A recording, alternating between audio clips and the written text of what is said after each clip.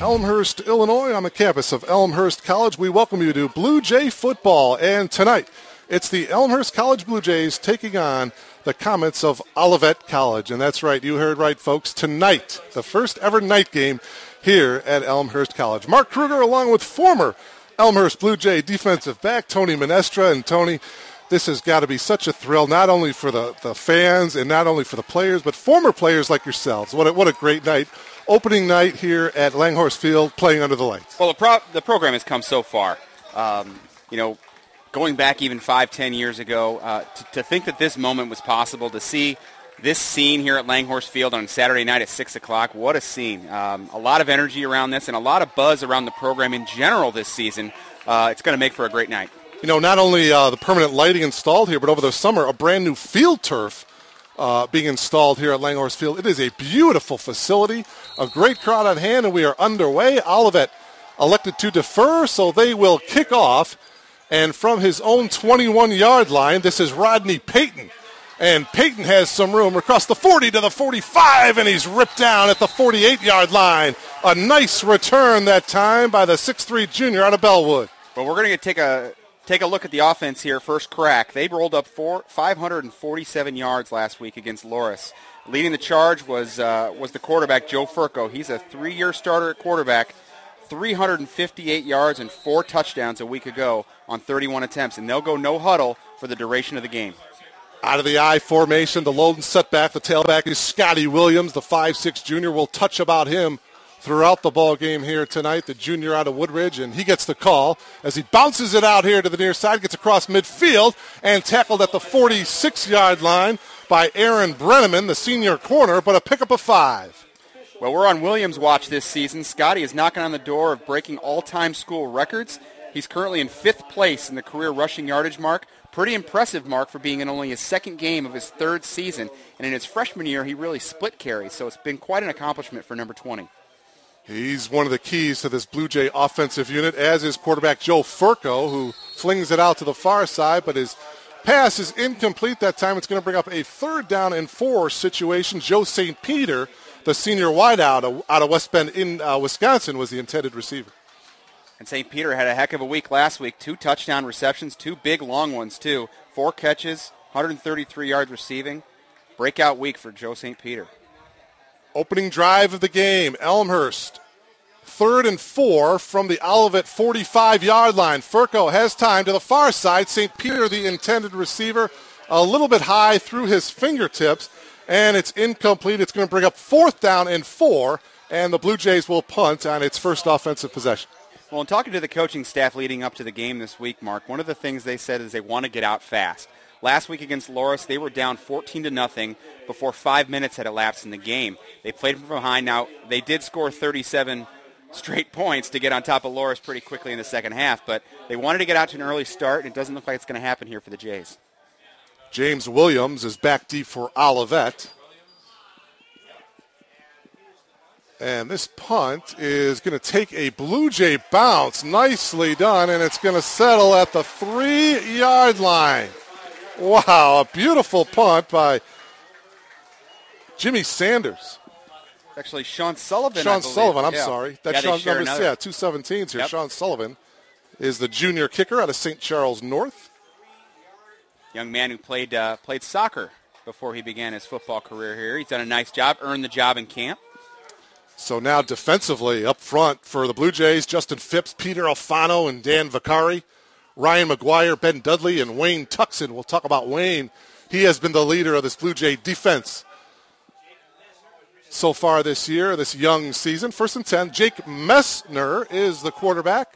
And they swing a little screen pass out here to the near side. Pass is complete. It'll be a pickup of about 3. 2nd down and call it 6, a 4-yard pickup. Mark, you mentioned Wayne. Tuxon last week was named the CCIW's Defensive Player of the Week. He led the Jays in tackles, 11, had 2.5 for a loss. He also recorded a sack and forced a pair of fumbles. So he was all over the field last week. All over the field. And for Coach Lester in his 4th year as a head coach, and you're right, you hit on it, Tony, the early start. They didn't start out very well early on last week. Let's hope they start out well here tonight at Langhorse Field in week number 2. Handing the ball off and getting only about two about the, let's call it the 10-yard line.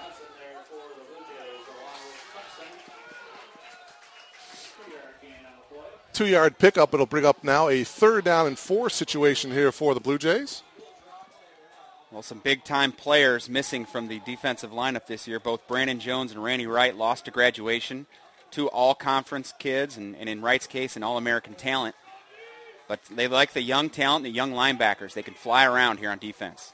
3rd down and 4. They actually spot it at the 9-yard line as the Comets keep it on the ground. No gain that time. A loss of a couple on the play. Pushed back to the 6-yard line.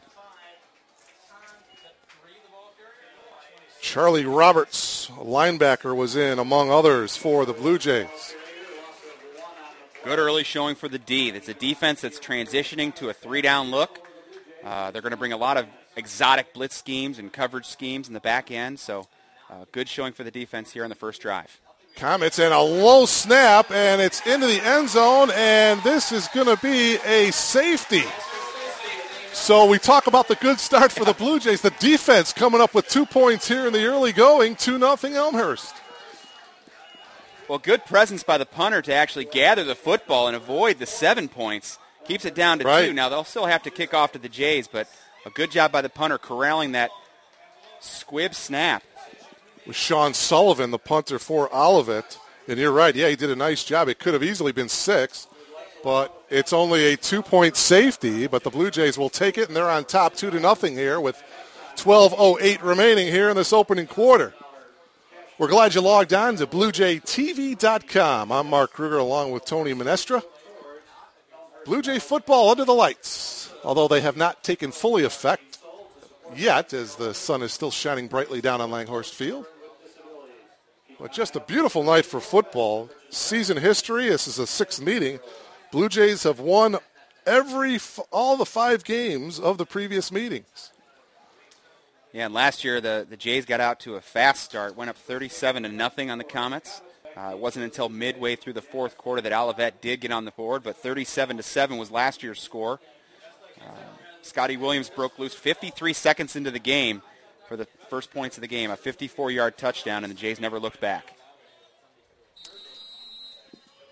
So Blake Iobi will be kicking it off here for Olivet. It's a low line drive kick, and it will go out of bounds at the 31-yard line.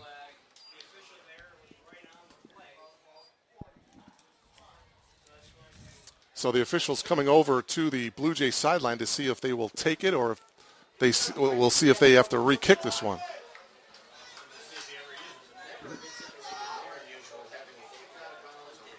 Olivet coming into this game 0-1. Talked about Tim Lester in his 4th season as the head coach of the Blue Jays. I really like what he has done here. His 31 games, he's 18-13. He's really got the program going in the right direction here, Tony. Sure has, and one of the biggest differences you see is the talent in the 2 deep. Not only do we have a talented player here or there, he has laden the roster up and down with good players, big-time players. As we see a legal procedure there, they'll spot it at the 45. But you're right, and the Jays are looking to continue their September success, Mark. Oh, my gosh. How about this? With last week's win over Loris, the Jays have won 27 straight September dates, going all the way back to 2002. They have not lost in the month of September in almost 10 years. They are hoping that the month of September can last about 3 months. Unbelievable. Yeah, that is that's an absolutely amazing stat. Now, on the flip side, I don't want to, but I think it's our journalistic integrity that we're going to have to mention the streak on the other side of the well, field. yeah, we're going to have to. We'll get to that in just a second here, Tony. Yeah. After the penalty, Elmhurst takes over 1st and 10 from the Olivet 45-yard line, and this is Scotty Williams, the ball carrier, straight up the head running to about the 39, a pickup of 6. Cody Boughton, the sophomore linebacker, was there with the tackle. It'll be 2nd and 4. Exclusively out of the no huddle, they will frequently snap the football before the play clock even starts. I like that. Joe Furco returns at quarterback, the junior, out of Wheaton, Warrenville South. Him and his head coach each went to Wheaton, Warrenville South, as the screen pass is out of bounds. Actually completed to Williams, but Scotty was out of bounds, so it'll bring up 3rd down and 4. Well, you see Furco that time avoiding the rush, and one of the things that kind of slipped in between the stat line last week with all the yardage they put up, no sacks. The offensive line did a terrific job protecting Furco, giving him the time to find his receivers and put up some big-time yardage. 3rd down and 4 from the 34-yard line of Olivet. Furco, play action. They fake it to Williams. He goes deep to the far side, and it is incomplete. Rodney Payton. Oh, he's got it. He's got it. What a spectacular catch. 34 yards. I didn't think he came down with it, Tony, but he did. A spectacular catch in the end zone by Rodney Payton. Rodney had A.J. Moore one-on-one, and Furco put it on him. Payton put out his right paw and pulled it in. Oh, my. His 6th catch of the season. The 6'3 junior out of Nazareth Academy comes down with an amazing touchdown catch. Payton, an all-conference performer last year, really put in some work this offseason. Look for him to have a breakout year. Oh, absolutely. Trevor Spalding now in for the extra point for the Blue Jays. Good snap, good hold, and the kick is up, and it is good. So 11:26 remaining. I'd say the Blue Jays are off to a good start. They've got the 9-0 lead. Well, Olivet coming into today, 28 in a row. Second longest streak in all 28 losses in a row. Yeah, 28 losses in a row. Okay. Second longest streak in all of Division 1, 2, and 3 combined. Only Lock Haven, a Division 2 school out east, has more losses consecutively, 30-plus. But in talking to some of the folks affiliated with the Olivet program, things have begun to turn around. They've begun to recruit higher character players and change the culture of this program.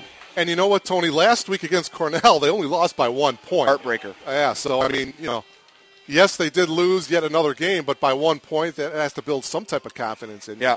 How about this? Cornell rallies last week from an 18-point deficit to break the hearts of the Olivet faithful a week ago. Cornell blocked an Olivet punt and recovered the ball on the 25-yard line and went ahead. So. Oh, wow. Tough going for OC.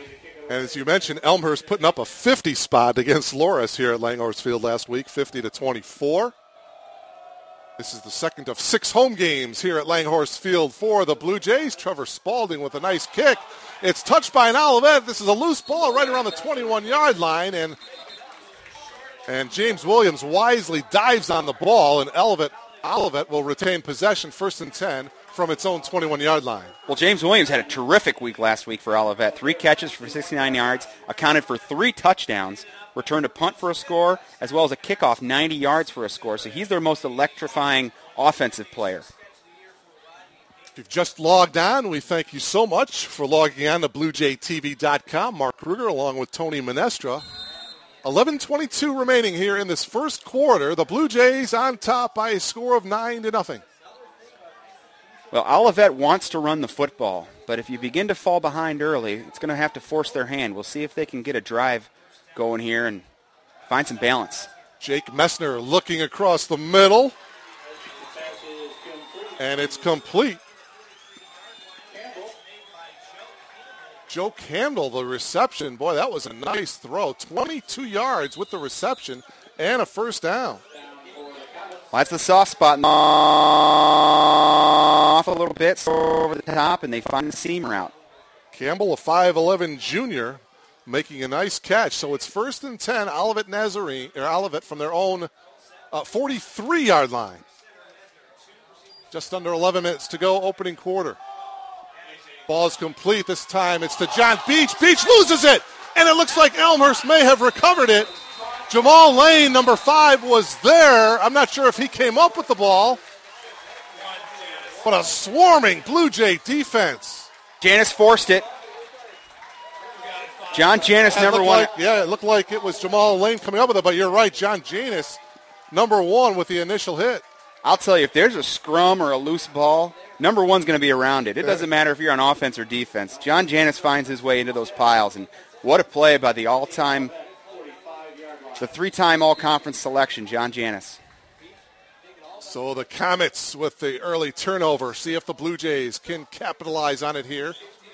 Elmhurst has the ball 1st and 10 from Olivet's 45-yard line. Furco, they dumping it out a screen to Williams, has some blocking, makes a move across the 40, and he's brought down at the 32-yard line. 1st and 10, Elmhurst. Boy, Williams put a move on the corner more that time. Cut right inside him, moved the chains. 20 carries, 73 yards for Williams a week ago in that big win against Loris. 1st and 10, Blue Jays from the 31-yard line. Here's Williams, the ball carrier, and he will get 3 as he gets over the left tackle there.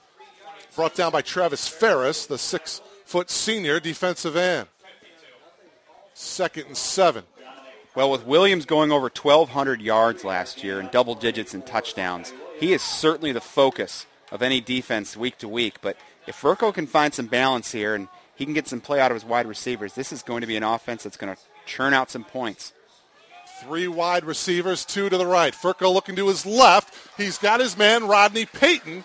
And Payton has wrapped up a nice solo tackle on the play there by Aaron Brenneman, the senior corner.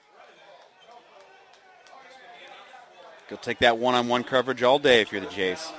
2nd catch of the night for Rodney Payton. It'll be a 1st down as the ball is at the 21-yard line of Olivet. Got to love the pace of the offense here, too. Keep the defense on their heels. They are certainly in a rhythm, Tony. There's no question about it. Williams now the ball carrier as he gets wrapped up from behind, and he looked like he was out of bounds. Robbie Jensen, the senior free safety, wrapped up Williams from behind. Looks like he got him around the neck area, but no call, and a pickup of about 1. Actually, no gain, Tony, as they spot it right back at the 21-yard line. But, yeah, you're right. I like the play calling, pass, a run, a good mix. Blue Jays in a good rhythm right now offensively. Furco handing the ball off to Williams. Straight up the middle for about 2 as he gets to the 19-yard line. Well, we talked about it a little bit last week, but it's worth mentioning again. One of the big advantages offensively is not only dictating the pace, but you can also dictate the coverages in the fronts of the defense. They don't have time to necessarily get plays in, exotic blitzes. They have to play pretty vanilla with it, so you can pretty much count on where the white shirts are going to be. 3rd down and 8 now for Furco. Looking left, throwing. He's got his man Payton. Breaks 1 tackle. Dives into the end zone. Touchdown! Furco to Rodney Payton for the 2nd time tonight. Boy, Rodney Payton is a matchup nightmare over there, isn't he, with those corners? He's putting together a highlight reel in this first quarter alone, isn't he? 6'3", 190, the junior, originally out of Bellwood, went down to Florida A&M, came back. Glad to have him here at Elmhurst College, but he is a heck of a player out on the edge, and he's really improved his ability to catch the football. He's always been an electric type of player, very athletic, kind of go up and get it type of guy, but he's been very reliable on 3rd down so far this year. Great catch, great play. Yeah, I like the quickness after the catch as well, how he eluded the tackler. Trevor Spalding in for the extra point, and the extra point is good. However, there is a penalty marker thrown. See what that's all about. Certainly a different way to start the game than we did a week ago, Mark. Exactly, when the Blue Jays found themselves trailing 14-0. I think it's against Olivet. And it is indeed. So the extra point is good. And the score now 16-0 in favor of Elmhurst. So definitely a good start for Coach Lester and his Blue Jays.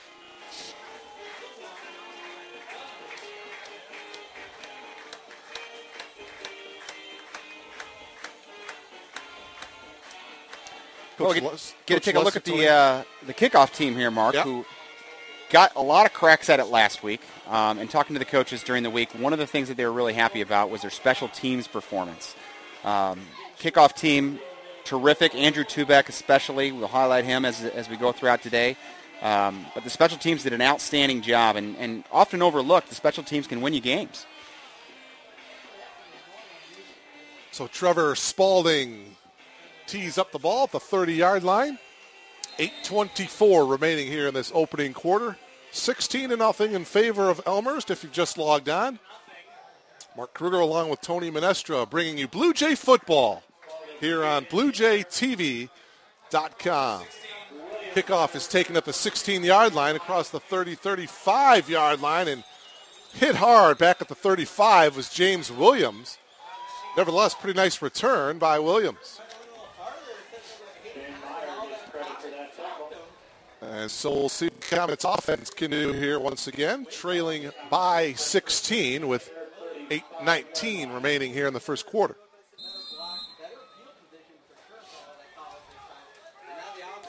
Well, the Jays held Loris last week to 69 yards on the ground. Of course, that includes quarterback sacks. But they'll look to continue to keep the running game in check here today. Jack Messner under center. 1st and 10 from the 35. Messner on the option. Pitches. Ball is loose. And it's picked up by Justin Phipps. Phipps is looking to the end zone. He is in. Oh, Justin Phipps was in the right place at the right time. The 6'5 sophomore. It bounced nicely into his big paws, and he ran it in for a touchdown. Big paws is right. Check out Phipps down the sideline here, and he was a basketball player a year ago, but has some athletic ability. Great play by the defense, opportunistic. No question about it. Boy, they are hitting, and they are hitting hard here tonight. Trevor Spalding in, looking for his 3rd extra point attempt. Boy, oh boy, just like that, it's 22-0 and soon to be 23-0.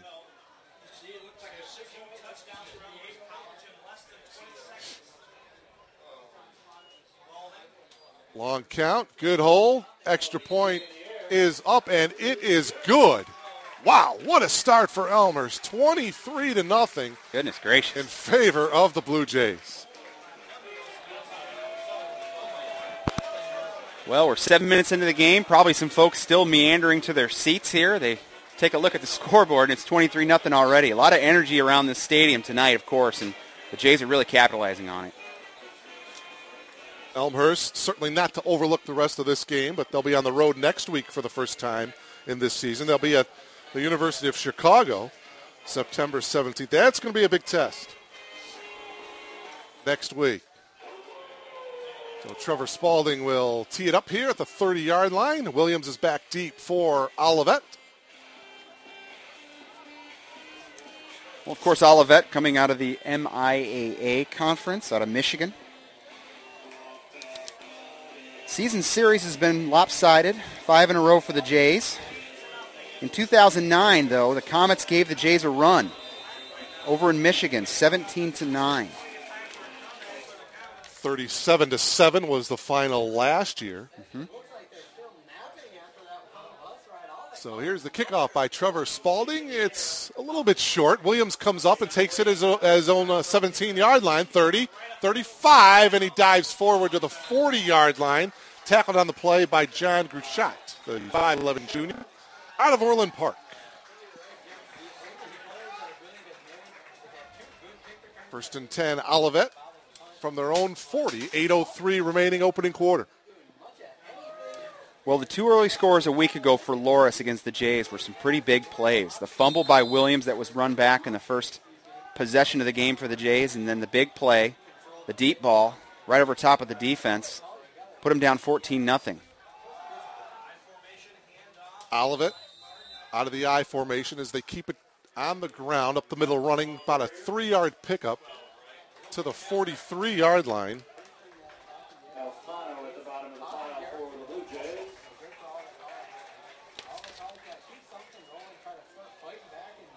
We'll bring up second down and 6, actually, a 4-yard pickup. Spotted at the 44. Second down and 6, 7.5 minutes to go here in the opening quarter. And cutting to the outside, this is Edric Miller.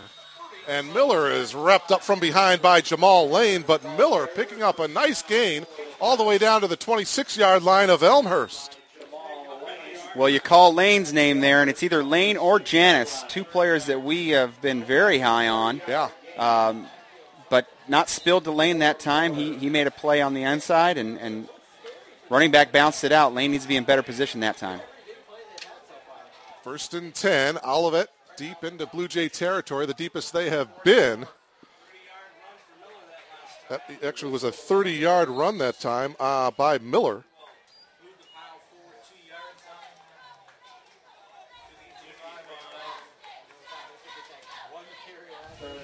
Well, the defense certainly still going through some growing pains. Of course, you have all of spring and the fall camp to work out the kinks with the new scheme, the 3-down scheme, but kind of where you fit in the running game and some of the coverage stuff is still being worked out here in the non-conference schedule.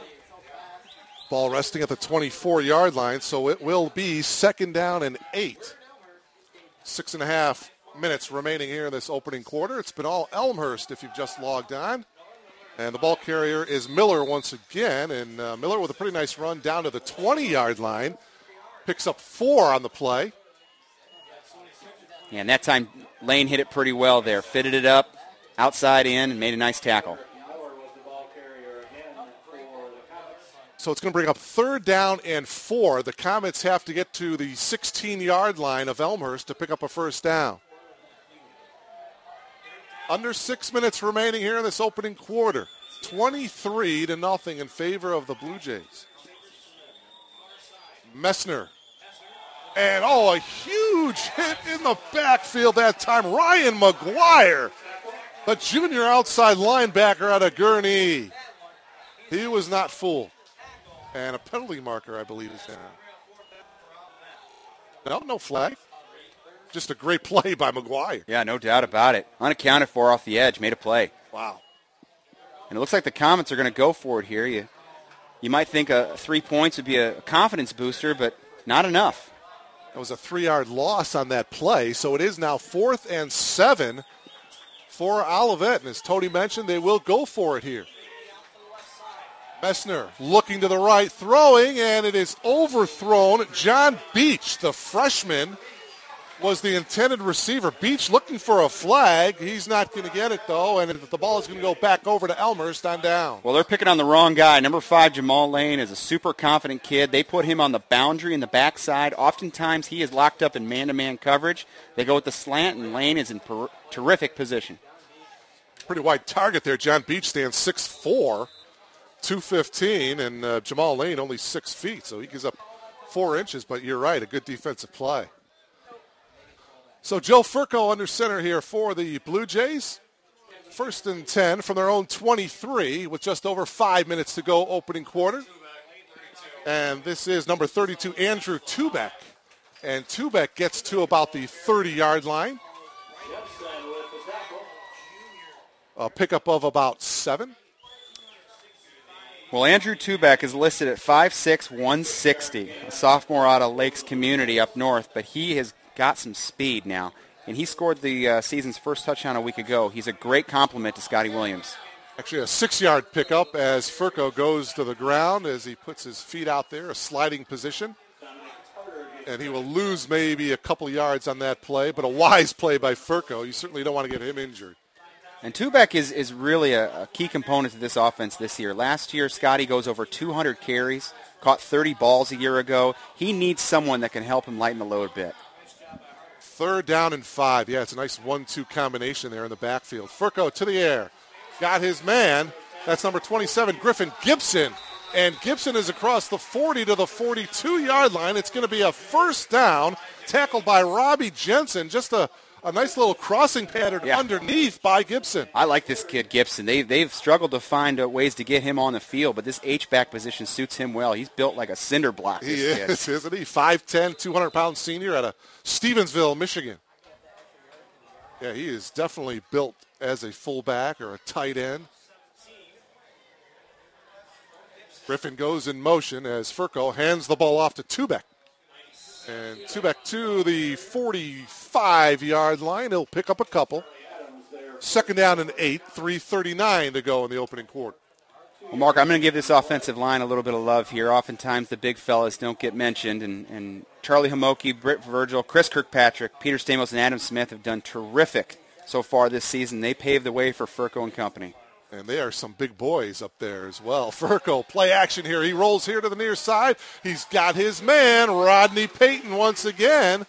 Very nice catch, cradles it in, and he goes out of bounds at the 42 of Olivet, another first down. And a lot of times it's the little things. Rodney gets credit for the yardage there, but Griffin Gibson did a terrific job sealing off 2 defenders to give his quarterback time to find number 4. Mentioned the center, Kirkpatrick, 5'11", 270. Stamos, 275. Adam Smith, 6'5", 300-pounder.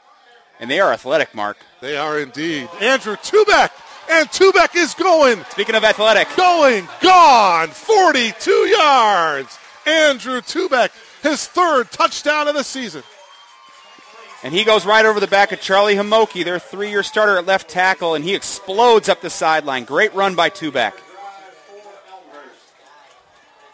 Boy, oh boy, you get the 1-2 combination of Williams and Tubeck, along with the great wide receiver play of Rodney Payton and Joe St. Peter and the veteran quarterback in Joe Furco, and you got yourself a pretty good offense, Tony. Well, I'll tell you right now, their running game is not that complex. They're running zone schemes inside, outside, to either side. Now, they'll run it out of different formations, but up front, it's pretty simple stuff, and they're just executing. Trevor Spaulding continues to be perfect. His extra point is good, and oh my, 2:59 remaining in the opening quarter, and it's 30-0 in favor of Elmhurst. They now have scored 80 points in 4 quarters, the Blue Jays have. And if you're Coach Lester, boy, you hope you could put some of these points in the bank for CCIW play later on in the year. Yeah. But obviously that cannot happen.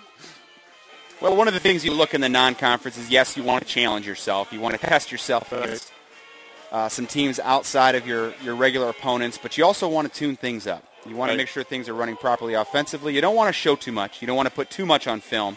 But then again, you have to run your offense. I don't think that Coach Lester or the coaching staff intend on letting their foot off the gas here today, at least not for now. Especially after that, slow start last week. They wanted to make sure that they were clicking on all cylinders right from the get-go, and that certainly has been the case here tonight. Yeah, they scored, if you throw out the first quarter, 50? 50 points, and then another 30 here today. Goodness gracious. So Trevor Spaulding, pretty deep kick, brings Williams all the way back to his 7-yard line. Williams to the 20, and a nice open field tackle there, brought down at the 20-yard line. Well, Alex Giles and two back there, and they like to call the kickoff team the Wolf Pack. These guys really worked hard to get onto this team. I guess there was a trap to get onto the kick team, and you see guys like Rodney Payton out there and Jamal Lane, and starters are wanting to get on this deal. I wonder if they have T-shirts to go along with the Wolf Pack, but they're a proud group. So it's 1st and 10 now for Olivet from their own 21-yard line. 2:54 remaining here in this first quarter. Interesting to see how Olivet reacts here. And, oh my, open running all the way across midfield and into Blue Jay territory. That's Mike Martin with a nice run of 30 yards. Well, Mark, we have some troubles here in the boundary with the run fits. The Comets have found something they like on the backside of their offensive formation, and that's Janis and Lane. Looks like Lane misfit it last time, missed the tackle. So a 30-yard run by Mike Martin, Olivet into Blue Jay territory, 1st and 10 from the 49-yard line. Out of the I formation, Martin once again tries to bounce it to the outside. Janis stopped him just for a second to give some of his teammates an opportunity to come up and help him with the tackle. A gain of 2. Ball is spotted at the 47-yard line of the Blue Jays. It'll bring up a 2nd down and 8. Well, they like the matchups they have over there on the left-hand side. It's Justin Schaefer, a 6'1", 320 junior at left tackle. Pair that with their 240-pound tight end, and they got something good happening. 2 wide receivers to the bottom here as Messner takes it himself, and he'll get about a yard. That's about it. And on the play was Wayne Tuckson, number 54. Actually, a loss of a yard, so it's going to bring up 3rd down and 8 as they bring it back to the 48 of Elmhurst.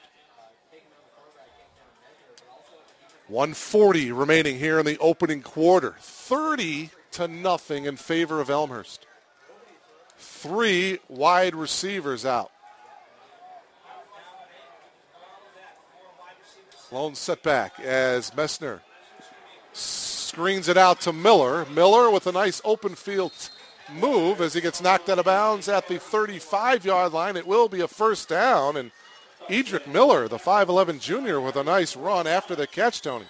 Well, again, they're attacking the boundary, the short side of the field. It's an easier throw for the quarterback. Janis, Lane, and Tucson have got to step up on the backside of this defense. Spot the ball at the 34-yard line. 1st and 10 for the Comets. Just over a minute remaining.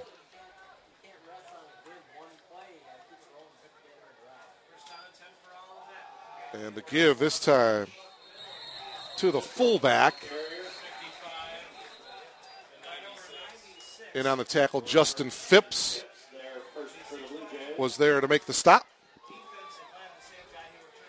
Boy, you're going to see a lot of movement on that defense. You're going to see rotations at the defensive line. They'll play 6 or 7 guys in the front there, and then they'll use 6 linebackers as well. Of course, we're going to say Tuckson's name quite a bit, but you'll see a lot of Ben Dudley and Ryan McGuire and guys like Charlie Roberts. They like to rotate, keep them fresh.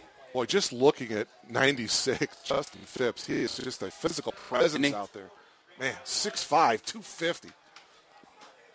Messner drops, throws, and the pass is complete that time to number 2. That's Joe Campbell. Campbell is tackled at the 20. Great presence by Messner to dance around a bit in the pocket. Fire one in there right in front of Lane. Spotted at the 21-yard line, so it's going to be a 1st and 10 situation here as we have come to the end of the first quarter here at Langhorst Field. It has been all Elmhurst as the Blue Jays lead Olivet by a score of 30-0. So, Tony, boy, oh boy, if you were wondering how the Blue Jays were going to come out here in week number 2, I think that has been determined already. Yep. Take a look at the first quarter numbers here for Joe Furco, 6 of 9 for 108 yards and 2 touchdowns. Rodney Payton with 4 catches, 78 yards and 2 touchdowns. And boy, you have to like Scotty Williams, 5 carries, 17 yards. Andrew Tubeck, 3 carries, 50 yards. So they are spreading the wealth, as they say. Yeah, and they've been very efficient. No penalties so far. 3 of 4 on 3rd down, and they've scored on their one opportunity in the red zone. So very efficient, very clean. A little sloppy here for the defense on this drive. We'll see if they can tighten it up. Total yards of offense in that first quarter, Elmhurst 173, Olivet 115. Messner, by the way, 5 of 6 passing, 54 yards.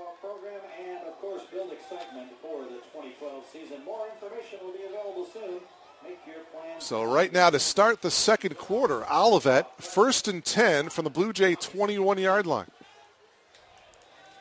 Olivet's done a pretty good job up front protecting Messner. Half a dozen sacks last week for the Jays. Split backfield. This time the give is to Mike Martin, who had that big run in the first quarter. And Martin gets tackled inside the 20 at the 19-yard line. Looks like it was big Justin Phipps in on the tackle. Boy, has this kid been a find or what? He's on your campus, but he's not wearing a football jersey a year ago. So here he is, number 96, 250 pounds. What is he, 6'4", Mark? 6'5" they have him listed they have him listed at here, and he's only a sophomore. They've had to teach him football skills, but he is an athlete. 2nd down and 7. 3 wide receivers to the right, 1 to the left. Lone setback is Miller. And the pass complete to James Williams to the far side. Nice catch and a nice run after the catch as he gets shoved out of bounds at the 13. A pickup of 5. Well, he's their playmaker. He's out of Battle Creek, and last week we mentioned he scored 3 touchdowns for the Comets. They got to find ways to get him the ball out in space. Well, this is going to bring up a 3rd down and call it a yard to go here for Olivet. This is the deepest they have gone into Blue Jay territory here. Certainly if they go for it on 4th and 5, you're assuming they'll go for it on 4th and 1 here. Right. So 2 cracks for the Comets. 3rd down and about a yard to go. Messner handing the ball off and getting the first down is Edric Miller. Number 26 still trying to move the pile forward. Tackled at about the 8-yard line. Edric Miller, the 5'11 junior running back, picks up a first down, and it's going to be first and goal here for Olivet. I got to give this Olivet offensive line a lot of credit here. They're down 30-0, but they're still blocking like it's 0-0 here. They are really moving the line of scrimmage here for the Jays. Rich Holkow is the head coach of Olivet in his second season. First and goal, Olivet from the 8-yard line of Elmhurst. Messner handing the ball off to Miller. Miller tries to bounce it out, but he does not get there. John Gruchat, the junior safety, was there to make the tackle. Well, right now Olivet's running a little unbalanced look here as they're bringing their left tackle over to the right-hand side and running power behind their heavies, and they're bringing their tight end to the backside to even up the formation. It was a 2-yard loss, Tony, so the ball is back at the 10-yard line. It'll be second and goal. Just a little over 2 minutes gone by here in the second quarter. 30-0 Elmhurst. 4 wide receivers for Olivet, 3 to the left of Messner.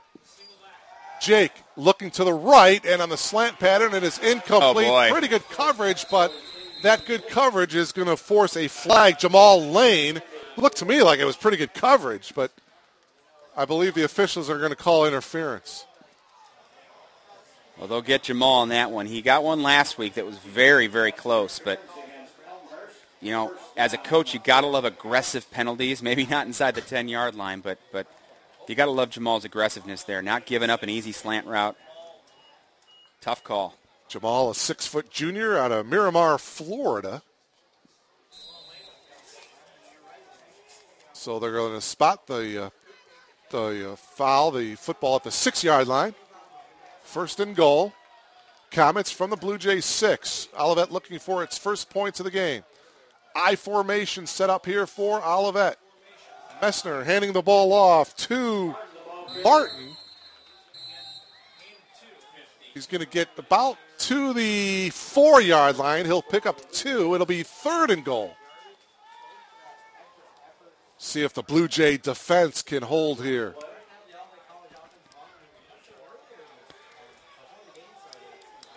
They indeed do spot it at the 4. It was a 2-yard pickup, so it's second and goal from the 4. Well, regardless of the scoreboard, with your backs to the wall, you got to shut the door on the Comets right here. Make a statement. Martin is the lone setback. Man in motion is Williams for Olivet. Messner, the pitch to Martin, spins and dives to the 2. He is not going to get in.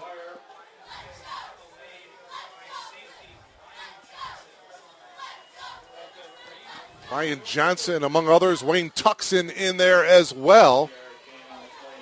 A 2-yard pickup, so this is going to bring up fourth and goal from the 2.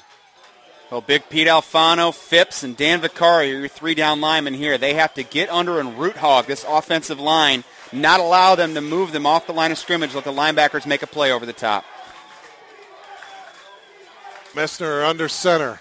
And a little flip to the tight end, and yeah, there's the interference on Jamal, and that was pretty obvious. Yeah, he earned that one. Yeah, you're right. He earned that one. Jamal Lane was draped all over the tight end, and that was obvious. But the first one was, well, I wasn't so sure about that one. So they'll spot it at the 1, and it'll be first and goal, Olivet at the 1. There's certainly a lot of athletic ability out there on defense right now for the Jays. We'll see how they react with a yard to defend. And you're right, Tony. You got to give Olivet some credit here. Trailing 30-0, you think they'd lower their heads, but boy, oh boy, they came out and they're putting together a nice drive here. Well, you've got Ryan Johnson one-on-one with their star playmaker, Williams. They'll run it instead. Messner handing the ball off to Miller, and he is in. Edric Miller from 1 yard out, up the middle running, and he gets the 1-yard touchdown, and the Comets are on the board. 11:08 remaining in the first half. 13-play, 80-yard drive for the Comets. So an impressive drive. Blake Iobi, the 6-foot junior, coming in for the extra point attempt for the Comets. Well, discouraging sign for the defense there, allowing to convert third downs consistently on the drive. Extra point is good by Blake to make it 30-7 in favor of the Blue Jays. 11:08 remaining here in this first half.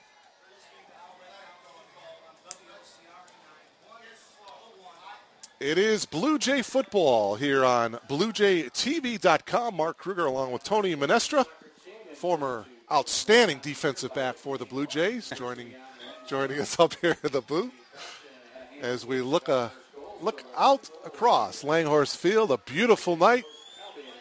The newly installed lights, first night game here at Langhorst Field. Just a great atmosphere here tonight. Well, to see how far the program's come, and 10 years ago as a player, and then 4 or 5 years as a coach in between, and to see where Tim's brought it now, it's really something else. And tonight's a great culmination of that culture change.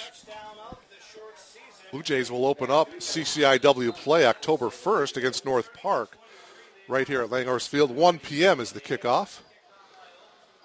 A little bit of a short kick. This is Peyton from his own 25 across the 40 midfield. 40 of Olivet. Peyton finishing a block, and he is gone. Rodney Payton goes all the way in for a touchdown. No flags. Credit Corey Tunn for getting 2 key blocks on the return. Tunn got out in front. He was the other return guy. Got out in front of number 4 and laid 2 key blocks to spring his partner, Rodney Payton. Yeah, I saw that. Excellent block upfield. Corey Tunn, the 5'8 junior out of Wheaton North, with the outstanding block for Rodney Payton. And, boy, they answered the touchdown of Olivet in a hurry. Well, you got to love that. You got to love the resolve of the Jays. 36-0 now as Adam Smith comes in at right tackle. A little bit tardy, but he's in there nonetheless. Trevor Spalding in for the extra point attempt. And it is good, so Spalding remains perfect with the extra points, and it is 37-7 in favor of Elmhurst. 10:56 remaining here in this first half.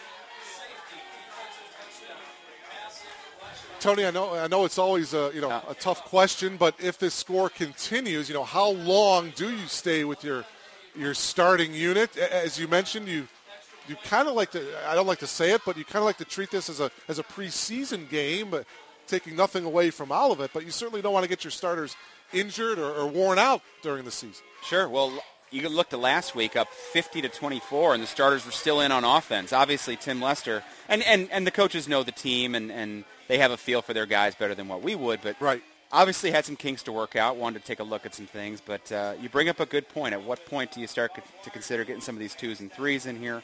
I don't think certainly until the second half, at the very earliest. But they have got a good groove going here, and they are scoring in every way you can. Defense, special teams, offense. See if the defense can't get back on track here. And I'm sure the fans would like to see the starters out there as long as possible. Sure. They are getting a treat here tonight. Boy, the Blue Jays playing well. 37-7. Spalding kicks off. Williams from his own 15-yard line. 20. 25. Flag is thrown, as is Williams at the 26-yard line. Yeah, and they clipped Tubeck. Tubeck went down to his knees. They got him right in the back. And he's usually the first one down there, so it's very odd to not see him there. They got him right in the back.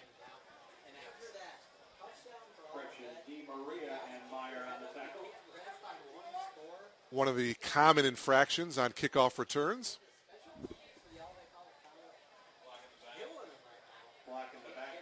Block in the back against the Comets, so that will push them back here with 10:51 remaining here in this first half.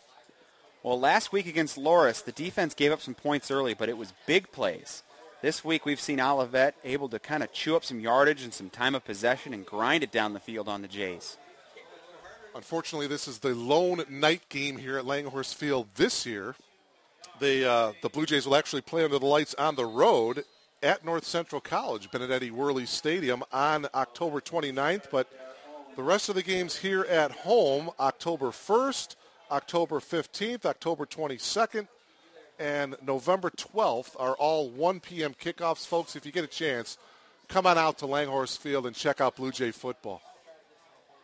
All right, 1st and 10 Comets from their own 17-yard line. Messner to the far side. Pass complete to John Beach. Beach tried to get to the outside, but he was immediately stopped. Pickup of 3. Great play by Mark Evangelista. Now, I got on Mark last week. He gave up some pretty big plays. He was playing some soft coverage a week ago, but great play there, able to react, come up and make a good tackle. 5'8" sophomore out of Wheaton North. But with a last name like Evangelista, tough to get on him. Sure. 2nd down and 7 from the 20-yard line. Messner, and we'll keep it on the ground. Martin, the ball carrier, and he'll get to the 23. As he picks up 3 yards on the play, it's going to bring up 3rd and 4.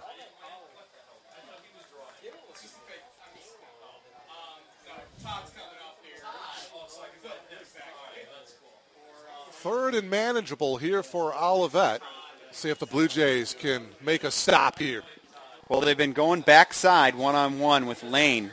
They like that matchup with their big freshman. Olivet works out of the I formation here. 9:36 remaining here in this first half. Messner, quick drop, lobbing it to the far side, and this one is picked off. John Gruchat.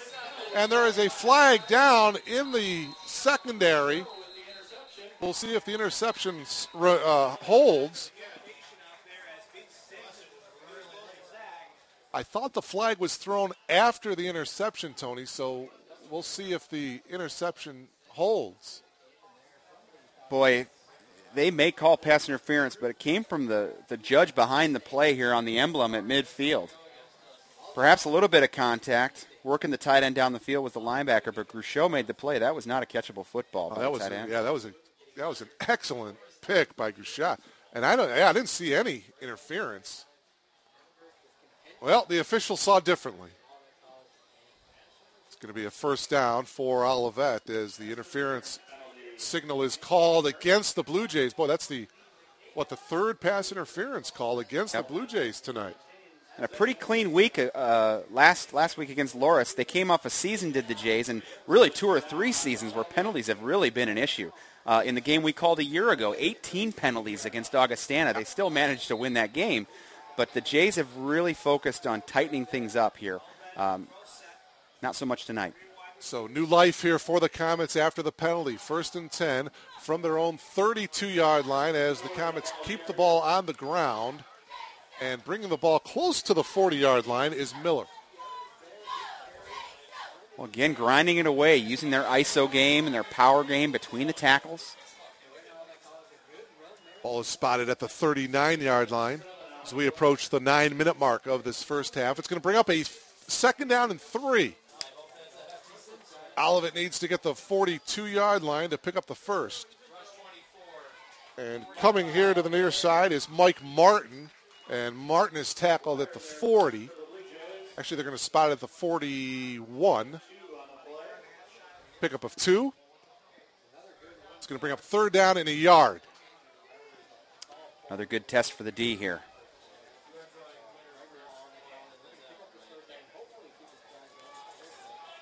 Next week, the Blue Jays will be at University of Illinois at Chicago. 6 p.m. start next week as well. Check out Wayne Tuxen on this one.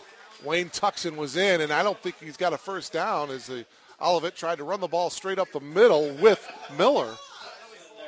And now we'll see what Olivet does. It's going to bring up 4th down in the yard. You're right. Wayne Tuxen smelled that one out beautifully. Well, it started with Chris Wild, the nose. He plays the zero technique there, and Dan Vicari, who's also their 5. They upended their offensive lineman and allowed Tuxen to scrape over the top.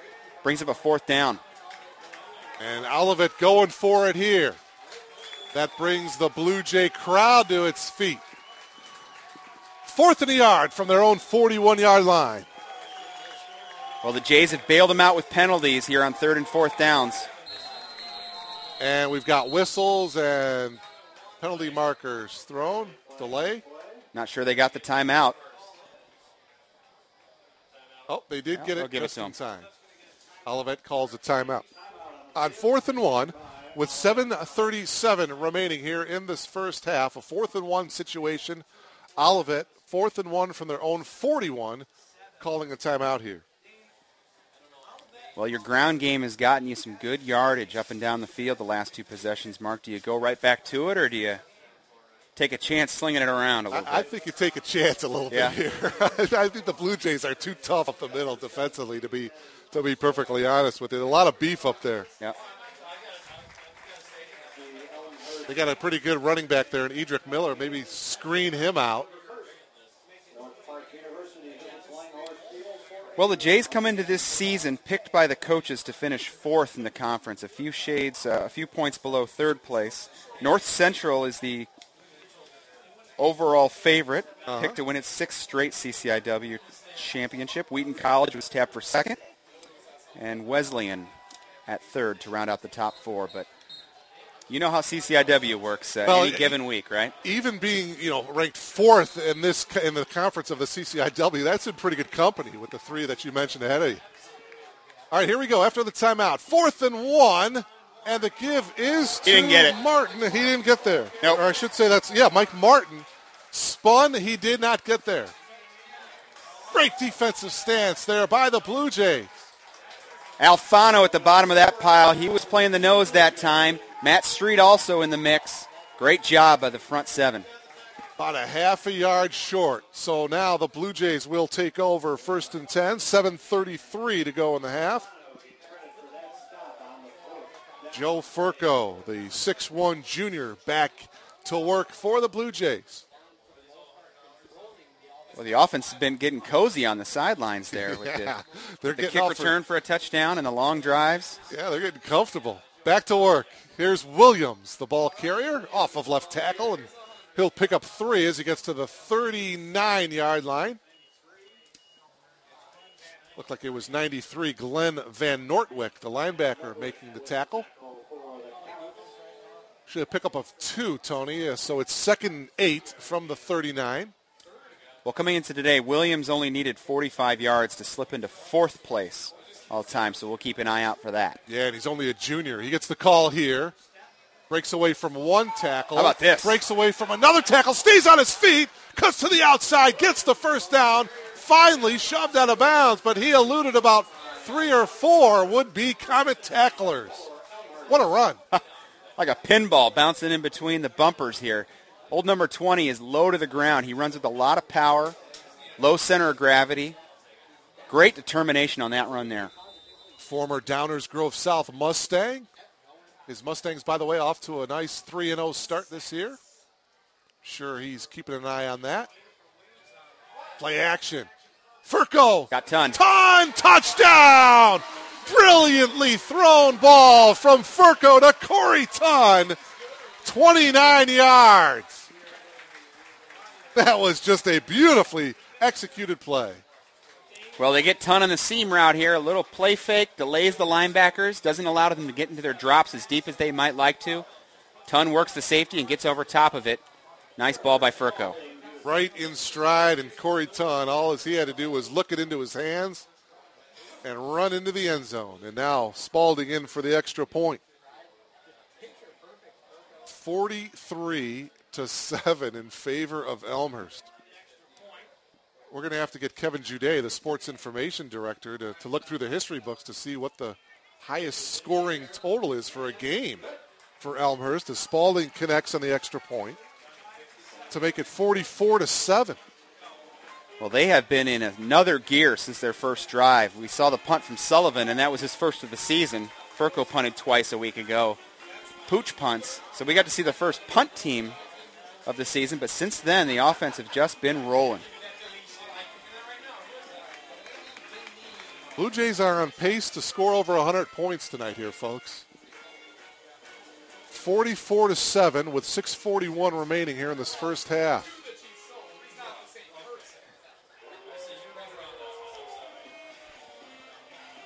you catch the howl on that one? That was that's the Wolfpack howl. That was the Wolfpack howl. I did catch that one. Historic night here in Elmhurst. First football game under the lights here at Langhorse Field, and just a beautiful field turf that they installed over the summer. Of course, the soccer team will be playing on this, as well as the upcoming lacrosse teams, yeah. the men and women lacrosse teams coming up in the next couple of years. Got a chance to meet the new head coach, Andrew Geeson. Comes to us from the Baltimore area. He's excited about a startup program. Boy, I'm sure. So Spalding will kick it off here for Elmhurst. Williams is back deep, and Williams will camp under it, his own 15-yard line across There's the 20, two back. 25, and he gets brought down at the 27-yard line. 12-yard return for Williams, 1st and 10, Olivet. 6:36 remaining here in this first half. Well, already, Mark, we're starting to see some new faces on defense. Number 60, Eric Vincent, will come in at the defensive end position. We'll also get a look at Brandon Grant at the tackle, as well as Chris Reed at the defensive end. So a third unit of defensive linemen are out there, as well as George DiMaria and a few new faces in the back end as well. Jake Messner under center for Olivet. 1st and 10, 3 wide receivers to the left. Messner, quick drop, looking that way. Oh, that pass was nearly picked off by Ryan Johnson, the strong safety, the 5'11 junior out of Orland Park. He had nothing but daylight ahead of him. RJ had that new blue end zone already in his sights that time. Oh, my. Puts his hand on his knees and said, oh, I want that one back. Yeah, and Johnson plays sort of a hybrid position in this 3-3-5. He'll go back and play a little safety. They'll also roll him down to the box and play some linebacker. He's a pretty versatile kid. But after all that, it's just an incomplete pass, and it's 2nd and 10. Comets from their own 27-yard line. Messner on the draw. This is Miller. Spins away from one tackle, stiff arms another, and he's going to pick up a first down at the 37. 10-yard pickup. Nice run that time by Edric Miller. Well, some of the younger players out there in the blue jerseys have to keep their head up when they tackle. Zimonic that time lunging in the hole, missed the running back, allowed him to get another 5 or 6 yards and extend the sticks. Spotted at the 38-yard line, so actually 11-yard pickup by First and 10, Olivet. From their own 38 as we come up on the 6-minute mark of this first half. If you just logged on, 44-7 in favor of Elmhurst. Messner, quick screen here to Miller, looking for some blocking ahead of him. And the open field collapses in a hurry. Miller goes down at the 38. Coming up to make the tackle was Ryan Johnson, along with number 51, Ben Dudley, the middle linebacker. Ball is spotted at the 39, so it's going to bring up 2nd and 9. What a first half it has been for Coach Lester and his Blue Jays, leading 44-7.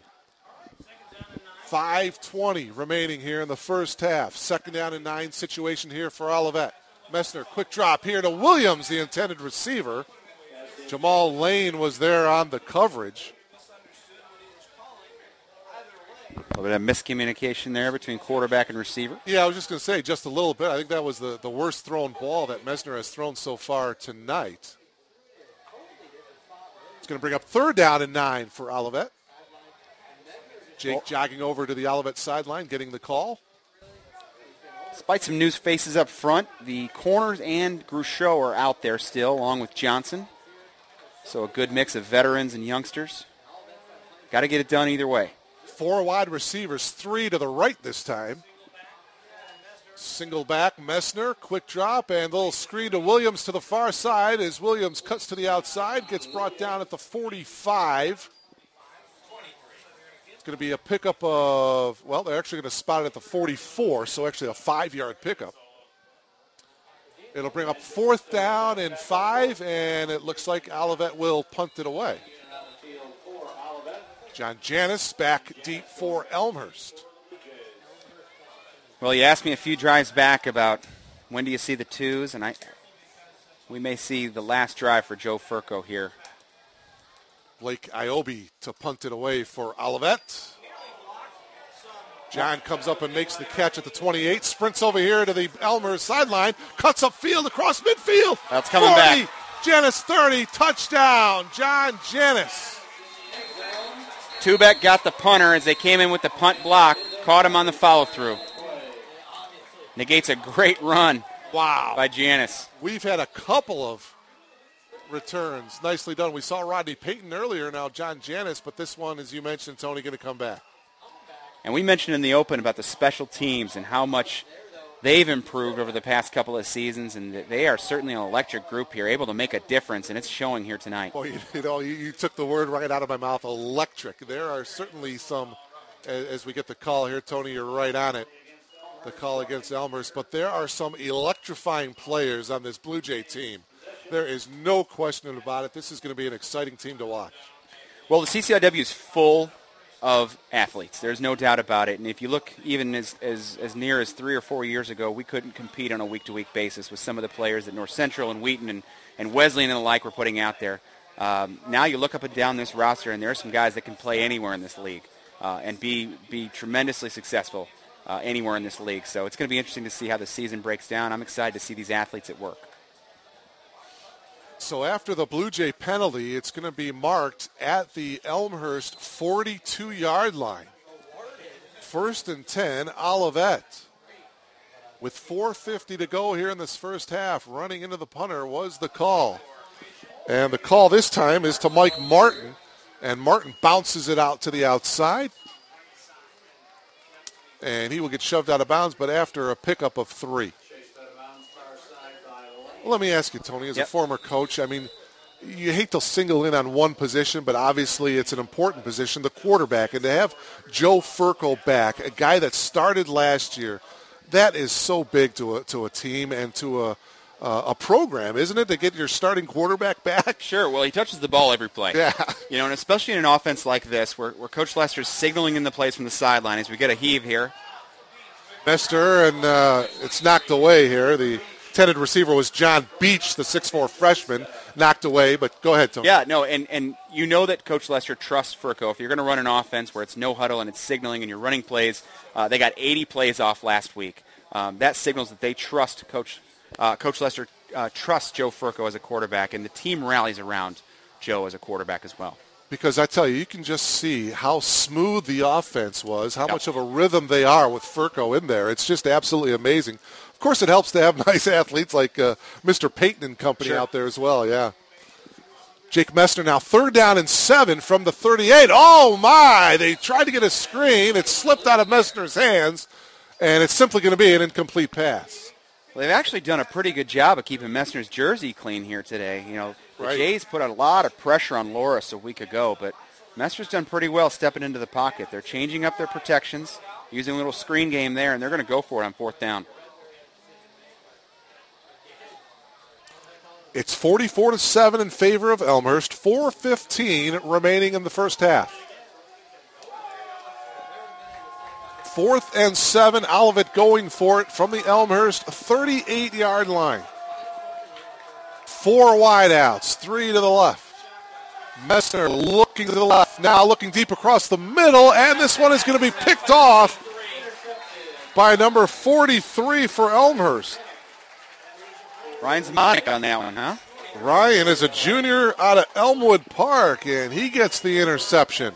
Well, I love the effort, Ryan, but I'm going to tell you right now, knocking that ball down, you're putting your team in better position. You lost 30 yards of field position by making that play, but I'll give him the credit for it.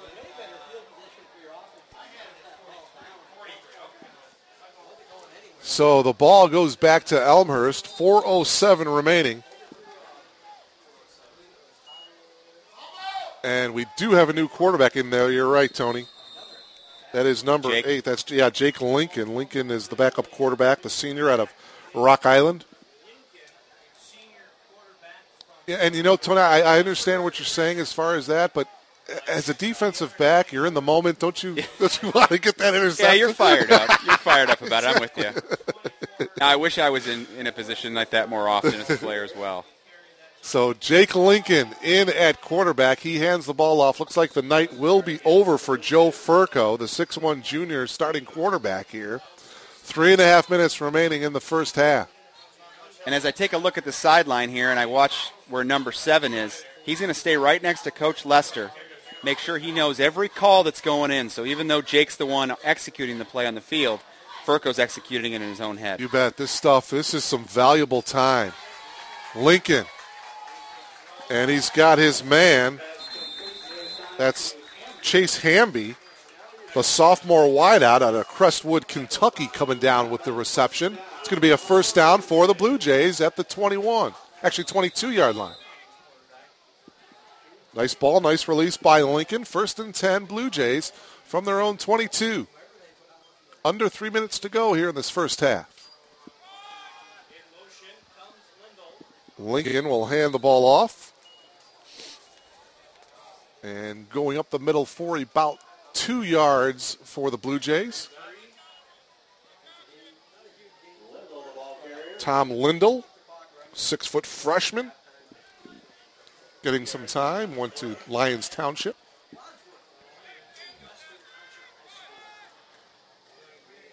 Actually went to Warren Township, check that.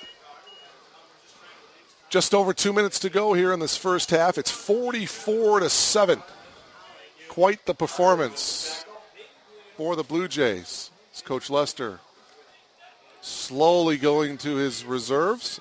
Backup quarterback in there, Jake Lincoln. 3 wide receivers and the draw.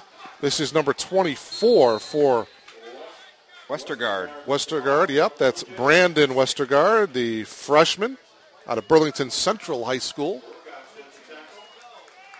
Well, 4th down, and the punting unit coming in for Elmhurst.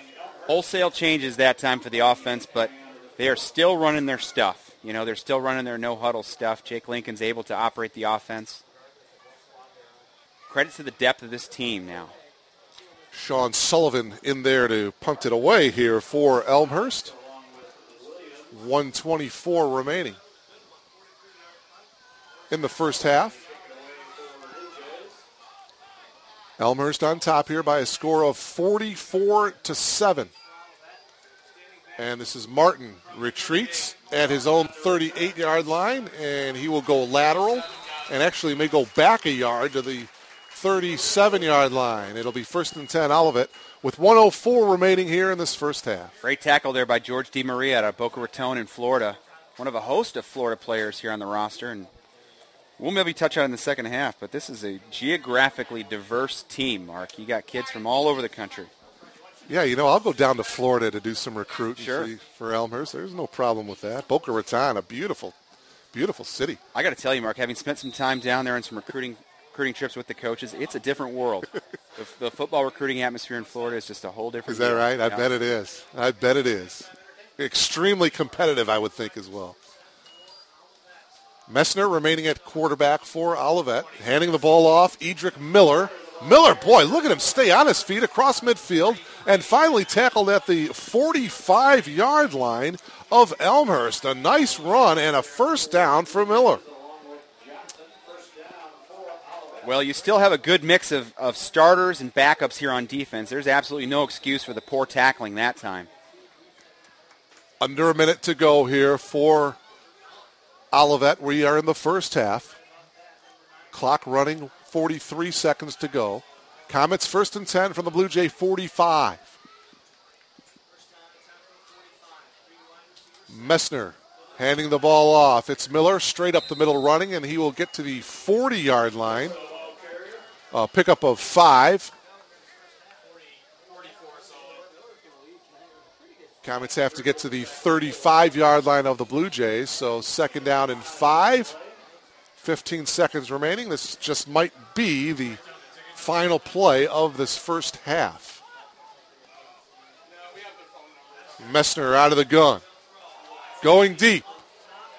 And this ball is going to be picked off. Jamal Lane at the 5, brings it back to the 20, 30, 40. Jamal Lane brings it back near midfield to end the first half, but hold it, we've got flags thrown and some tempers starting to flare, and now another flag, as that's going to be a late hit against Olivet, it looked like to me. So, boy, the officials, all 5 of them, are congregating around the 45-yard line trying to straighten this one out. there's going to be multiple infractions here to end this first half. Yeah, their tight end, Austin Koshnaga, came in there after the play was over and shoved a Jay player. If this pushes the football up beyond the 40-yard line, I'm not so sure you don't just take one shot at the end zone here. There'll be an untimed down. Well, the penalty, an illegal block against Elmhurst, that's declined. So hold on. There's more coming. There's got to be. Well, the flag came out for a personal foul for sure. Right.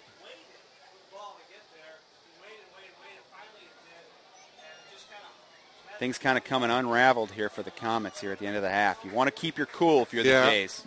And you know, as far as the play itself, Jake Messner just trying to make a play, heaving it down, and Jamal Lane did a great job of just camping under that one to pick it off. As the officials, now there's 6 of them talking at the 43-yard line. And now we're going to get another call here.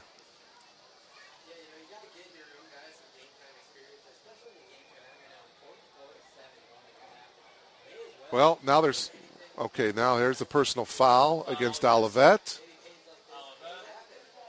Another personal foul against Olivet. So the question is, do they tack it on at the start of the second? I think that might happen as we have come to the end of the first half. Here at Langhorse Field, both teams heading into their respective locker rooms. It has been all Blue Jays here in this first half. 44-7. Elmhurst over Olivet. We'll take a break. You are logged on to BlueJayTV.com.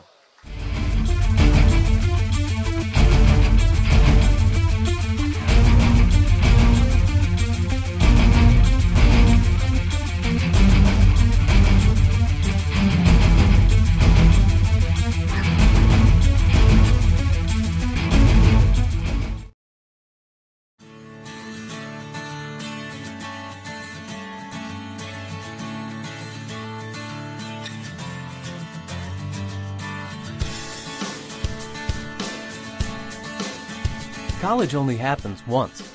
You need to know what you're getting into. That's why we made this video.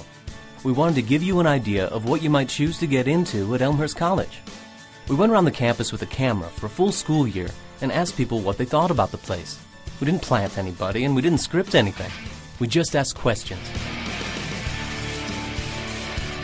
We started at new student orientation.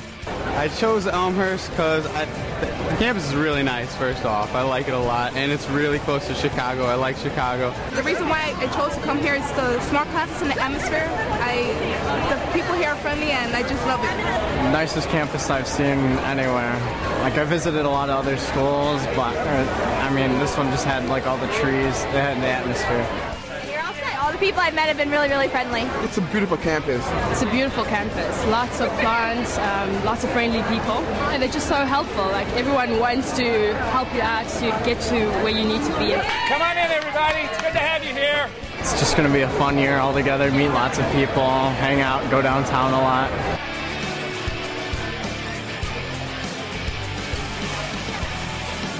Now it's time to kick off the school year. That means going to class. You've been doing that for years already, but classes at Elmhurst are a little different.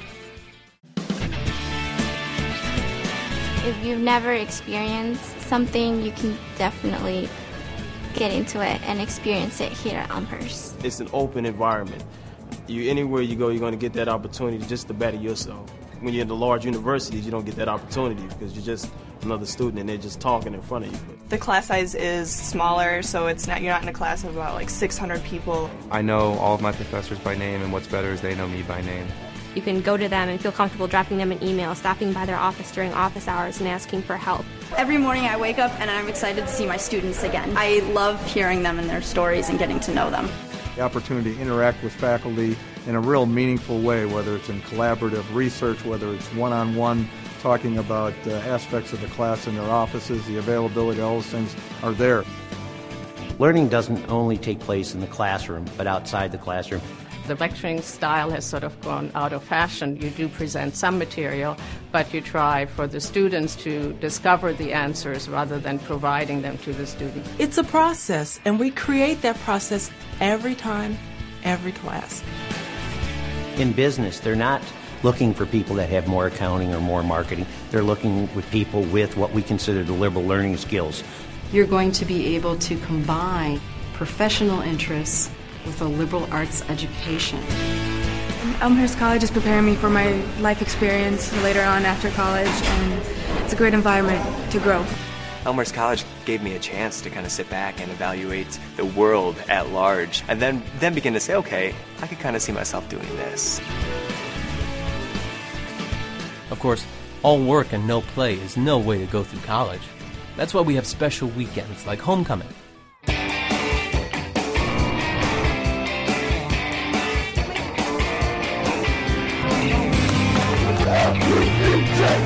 Football is one of 18 varsity sports at Elmhurst. It's not the Big Ten. In a lot of ways, it's better. What separated Elmhurst College from every other institution that was looking to recruit me as a football player is Elmhurst College was more interested in me being a student athlete. Knowing that I would be running cross country and track all 4 years, I think it's really helped me structure my educational career as well. Being a student athlete takes up a lot of time, but it's a commitment that you really want to make. What commitment do you want to make? You'll have your choice at Elmhurst. There's over 100 different clubs and organizations on campus. Elmhurst has something for everyone. There really is. I mean, whatever your interest is, it's here. I've been involved in the music department, in the band, and now the orchestra. Intramural sports, or art, or music, or drama. They have the Greek system here, and I really wanted to get involved. Joining a fraternity, playing on the men's soccer team for 4 years. You have so many opportunities to get your hands on things. You know, I was involved in union board and volleyball. There's just a huge array that you can choose from. You can definitely make a difference, definitely. You can also make a difference far beyond the campus. Our study abroad program gives you a chance to experience the world. Elmhurst students study in 44 countries. The first January I was here, I studied in France, and the second January I studied in India. Back home, you'll enjoy all the advantages of going to college in Elmhurst, Illinois, a special suburb of a great city. Downtown Elmhurst is walking distance, and there's so many things going on. We have the movie theater, there's restaurants, there's shopping. The train station's right within walking distance, and you can always go to downtown Chicago. About half-hour metro ride away. And so a lot of my friends will go downtown every few weekends and see what's down there. There's a lot of class trips that go downtown. I like to go into the city and enjoy spending time there. It's something totally new and different for me. One reason you're going to college is to prepare for a life of professional achievement. We'll help you to get the hands-on experience you need to really know your stuff. If you're looking for a job or you're looking for an internship, they have so many connections to help you. They want to help you junior and senior year to be able to get those internships and get those job opportunities. It gives you an automatic network of people. I work for WGN. I am a sports news intern. I'm currently interning at Victory Records, which is downtown Chicago. I'm a sales planning intern with the Kellogg Company. I'm interning at Paramount Public Relations. I'm currently interning with the Chicago Bears. There's a lot of teamwork involved in my internship, so you really learn how to work with other people. It's very hands-on. Just being able to work with their players, like the guys you see on TV on Sunday, and just kind of finding out that they're just regular guys like everyone else. It's really been cool. You're in a small school, and then you have this opportunity in the big city, and I've met artists, been to concerts, and it's awesome. Our job is to help students learn how to navigate and manage their own career when they graduate.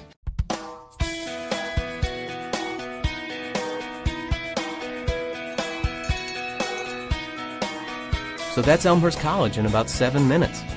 We'll leave you with a few final thoughts from our students and faculty. Those people who decide to come here simply say that there was a feeling about the campus. They said there's just something, they sense something more, like hey, I belong here. Coming in here and making the connections with the people that I have, I know that even when I graduate, I'm still going to have these connections. I'm still going to have a home here even 5, 10, 20 years down the road. I'm sure there's other good schools out there too, but I think you'd have a hard time beating Elmhurst. Your experience is going to really be what college ought to be.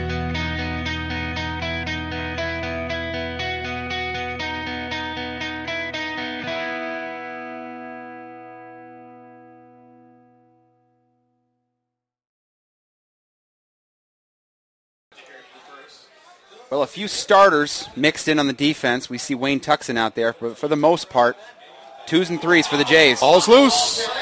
Fumble, and it looks like the Blue Jays have recovered. And it is. Looked like that's big number 98 for Elmhurst. Wild. Chris Wild, the sophomore out of Downers Grove South.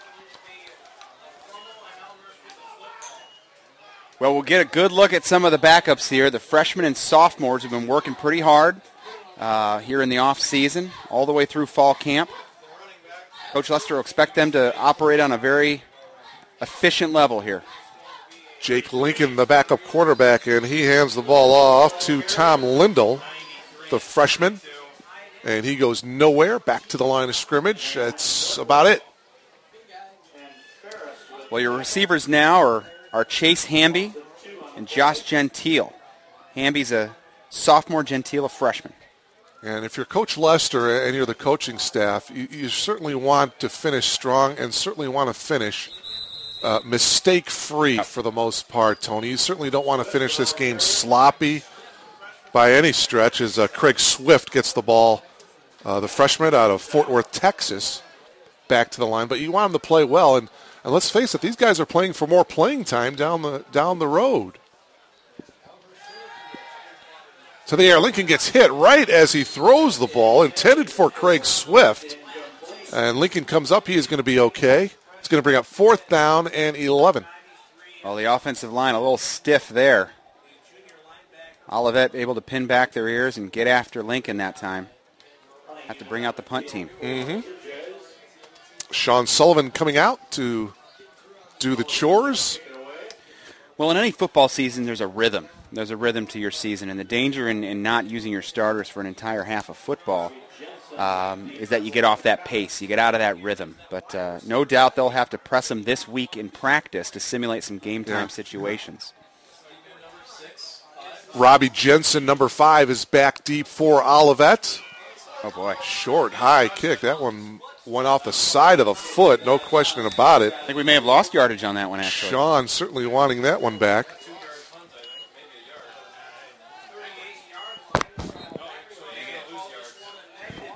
And it's actually going to be a negative 2-yard punt. Negative 4-yard punt, we're told. Wow. Well, if that's the worst thing that happens for Elmhurst, I think they'll be okay. We'll try to reset the secondary here for you as we see some new names coming in. Looks like at corner we have Marvin Carr. He's a freshman out of Mount Carmel. We also see a Shane Meyer out there. Shane's a junior, and he'll join Alvin Chikungo at free safety. Throwing Tony Phillips to the far side, and the pass was nearly picked off that time. It looked like that was Stephen Rittler, freshman out of Naples, Florida.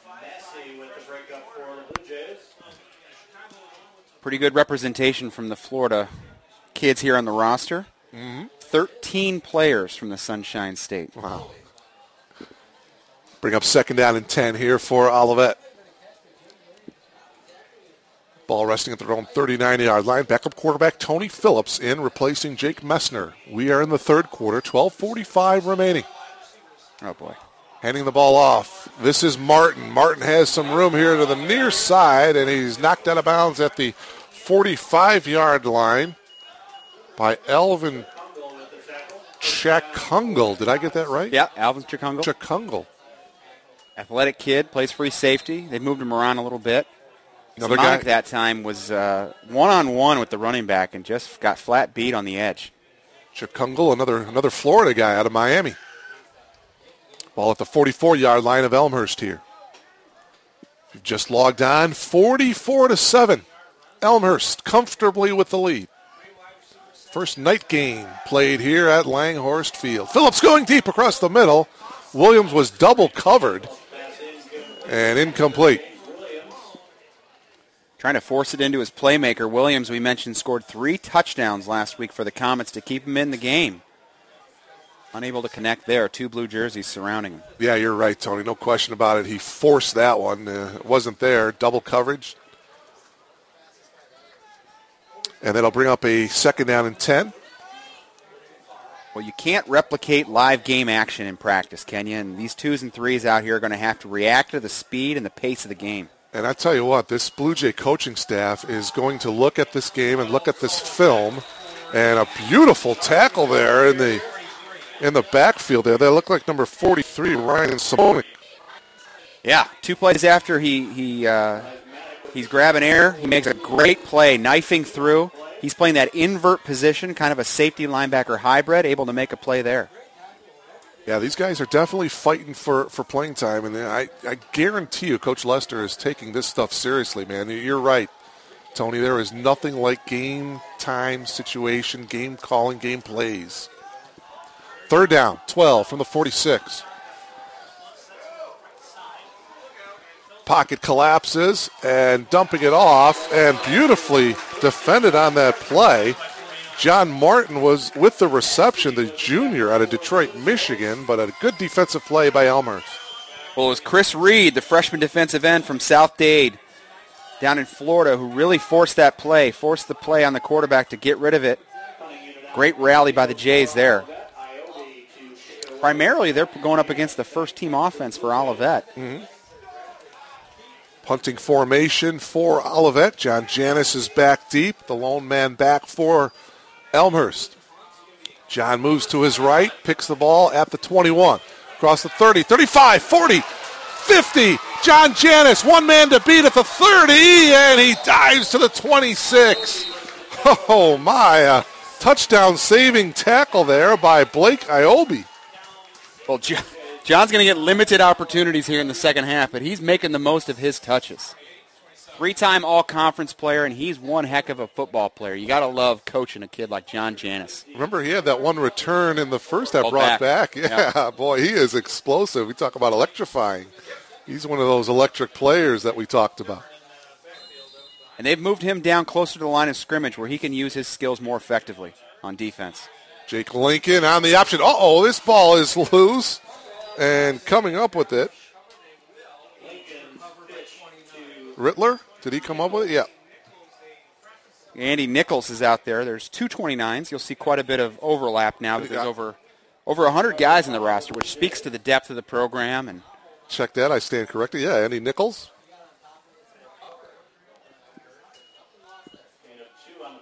Well, that's nice to have those type of numbers. Sure. Huh? Lincoln handing the ball off as the Blue Jays will keep it on the ground to the 23-yard line. Well, speaking of those numbers and coming specifically from a coaching perspective, what a luxury it is to be able to have your second-team offense run plays in practice against a live defense. Many programs don't have the luxury of that option. But now that the Jays have increased their numbers, they're able to get more reps for guys in practice.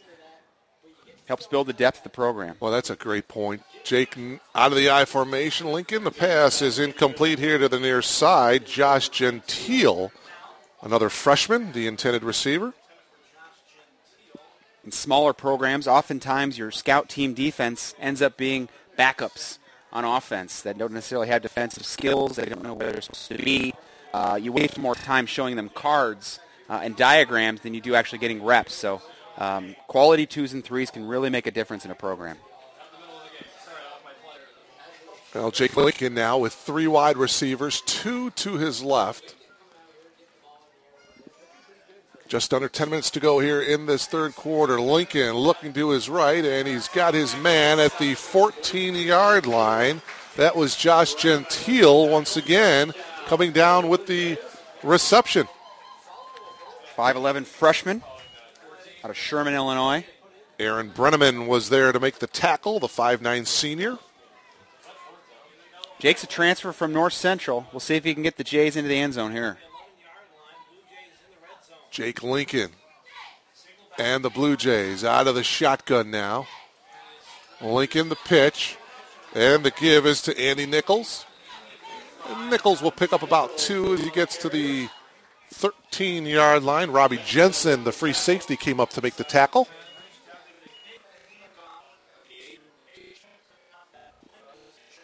And I'll see what the coaching staff has to call here. Jake Lincoln and company. Pretty nice drive.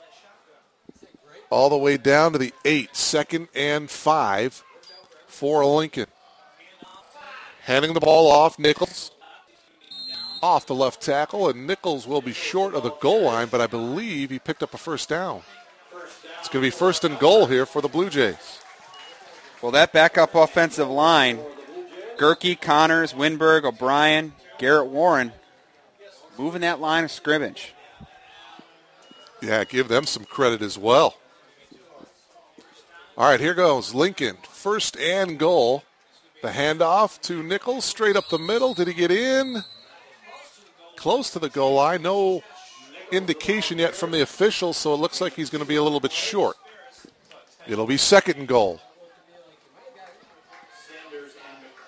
Well, great job by Lincoln here, picking up where Furco left off, running the offense just as it's supposed to be run here. Play clock barely ticking down under 20 before they take the snap. Lincoln on the option. Nichols, and he can just walk in as the pitch on the right side, and Nichols flips the ball to the official. Touchdown. Andy Nichols, the freshman out of Rockford, picking up 6. And Jake Lincoln, the backup quarterback, a pretty impressive drive, leading the Blue Jays down the field. And he will hold here now, Jake Lincoln. Well, certainly with the pace of the offense, you have to think that their scoring output would go up this year. But couple that with some tremendous players coming back offensively. 10 starters return for the offense. That's a great combination to score a lot of points. Mark. Absolutely. Jake Spalding's extra point is good.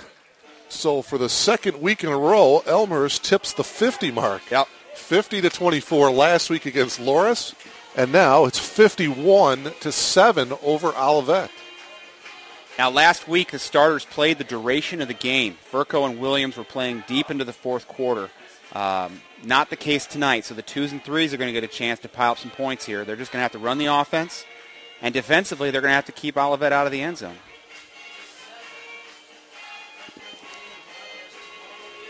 .6:14 remaining here in this third quarter. You are logged on to www.bluejtv.com. Mark Kruger along with Tony Menestra and the rest of our crew. Thank you so much for logging on. Blue Jay football, historic night here at Langhorse Field. First game played under the lights. And as you look across Langhorse Field, what a beautiful sight it is here tonight.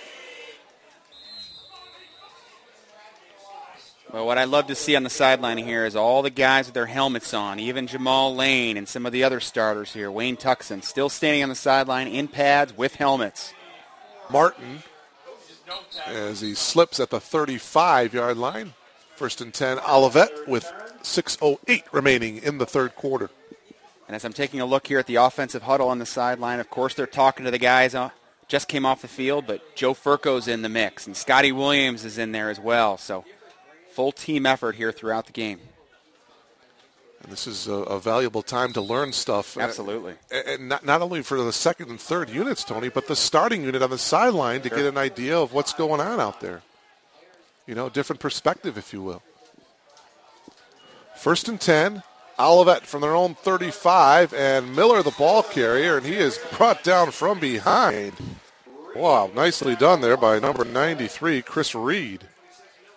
Another one of those freshmen out of Homestead, Florida. Yep. And Reed's pairing with Vincent and Wild up front to create a pretty formidable front three for a third team here.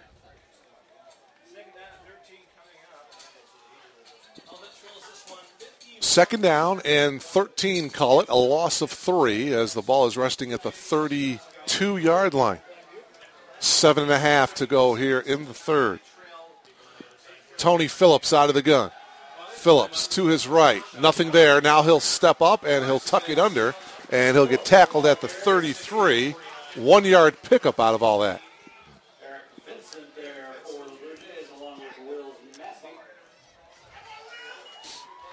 Wills Massey able to get in the stat column there. High school teammate of Andrew Tubeck. Is that right? Okay. Where do they go? Lakes Community up in the north. Lakes Community.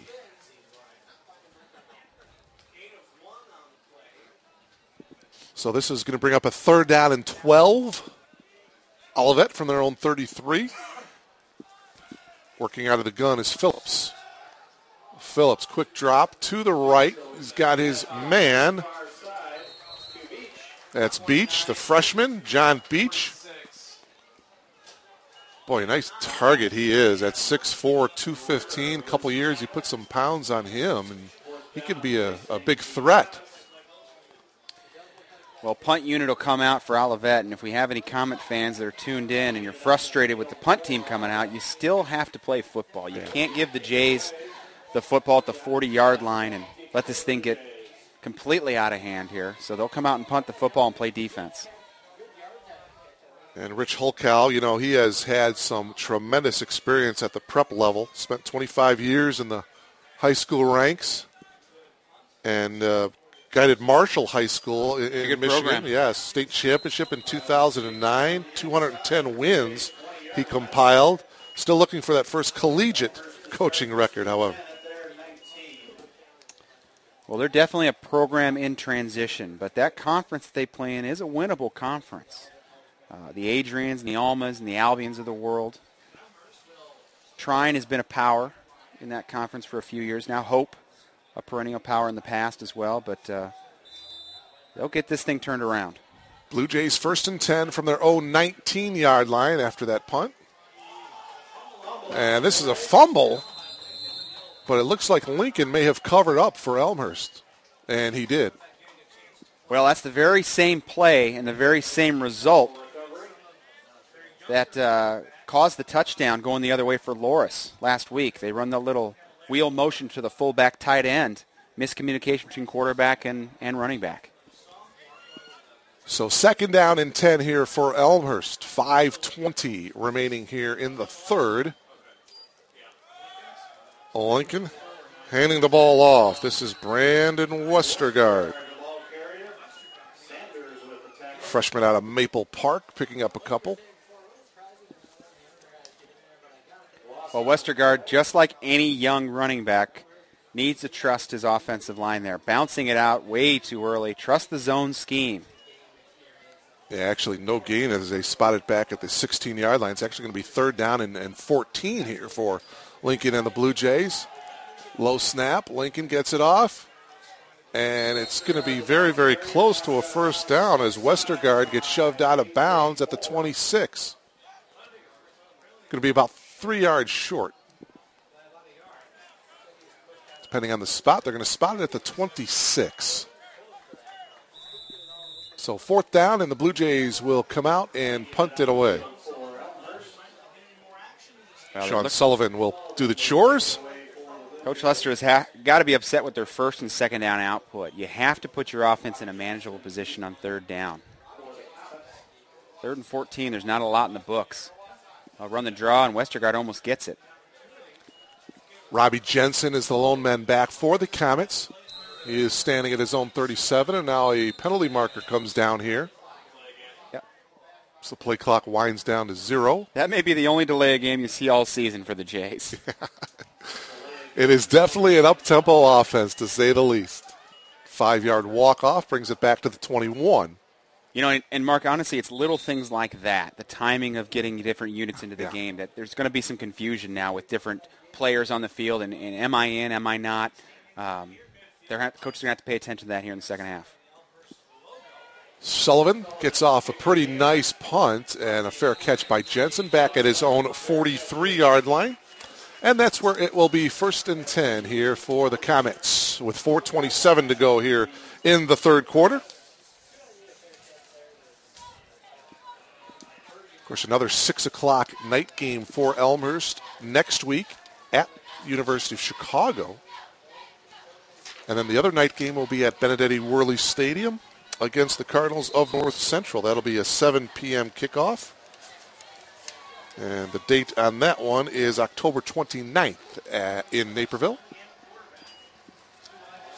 Phillips has time, throws just short of midfield. Pass is complete. 3 or 4 Blue Jays. Goodness. Ganging in on the tackle.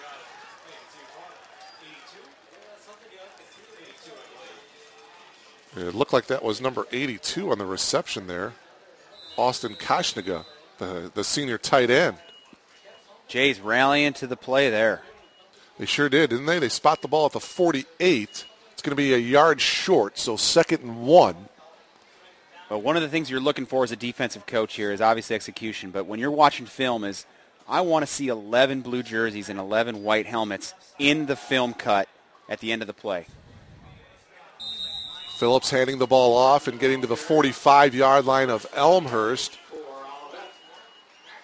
And picking up the first down for Olivet is Nate Sanders, the freshman out of Rockford, Michigan.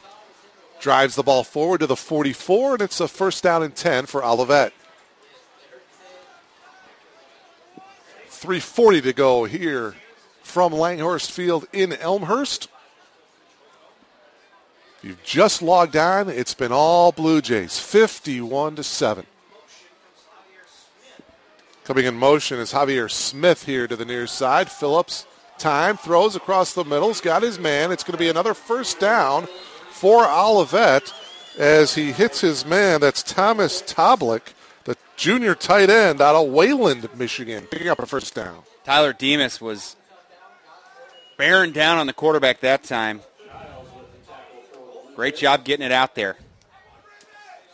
First and 10, Olivet from the 28 of Elmhurst.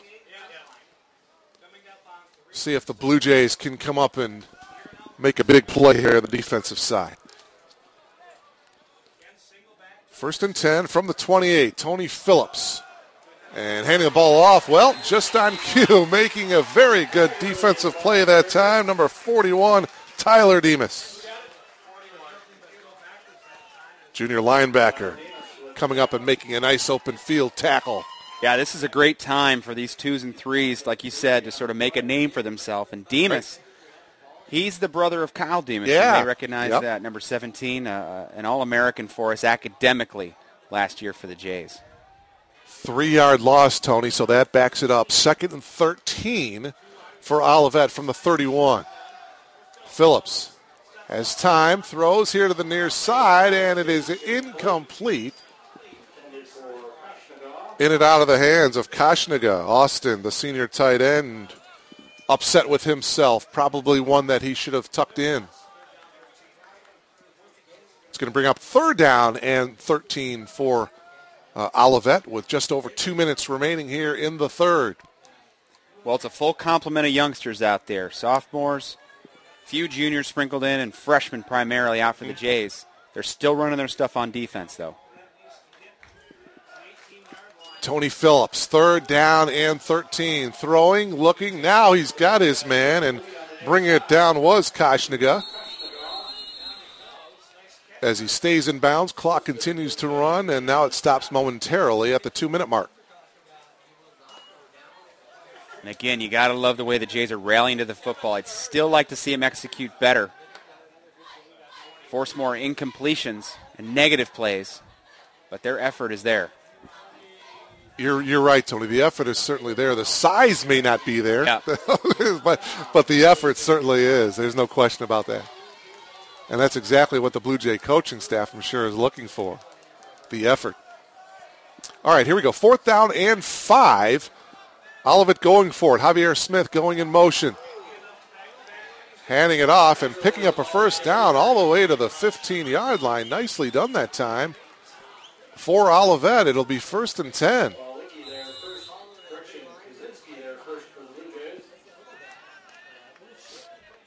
A lot of confidence in the left-hand side of their line to be able to run the football on 4th and 5. Yeah, really. That was Kyle Baggerly, a freshman running back out of Battle Creek, Michigan, picking up the first down. And now Olivet into the red zone here.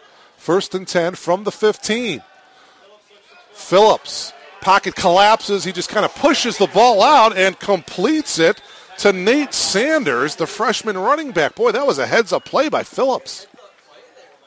Like the moxie of Phillips so far in these drives we've seen him on, he's able to kind of wiggle free of Vincent there and pop it out to his running back. He's a little bit more mobile, it seems, than the starter. Jake Messner, yeah, you're right. More of a pocket kind of presence, and I like what Phillips brings to this offense. 6-yard pickup. It's going to bring up a 2nd down and 2 from the 9-yard line. So they need to get to the 5 to pick up a first down. 20 seconds remaining here in the quarter. Well, Olivet has some youngsters out there as well. I don't see Williams lining up. Phillips, quick slant pattern, and this is going to be a touchdown. Tony Phillips leading Olivet down to a score. John Beach with the reception, number 85, the freshman. So it goes from Tony Phillips to John Beach. And it's 51-13 now.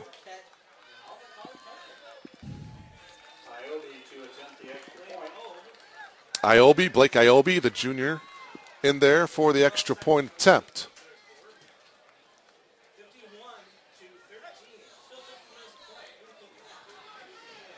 .11 seconds remaining here in this third quarter. The extra point by Iobi is straight through the middle.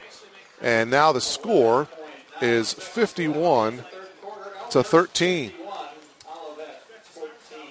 Mark, I take this chance here to let you know that head coach Tim Lester and his coaching staff and the entire Elmhurst College football team would like to invite you to attend the 2012 second annual Elmhurst College Football Kickoff Classic to be held next summer, Friday, August 10th. It's a golf event.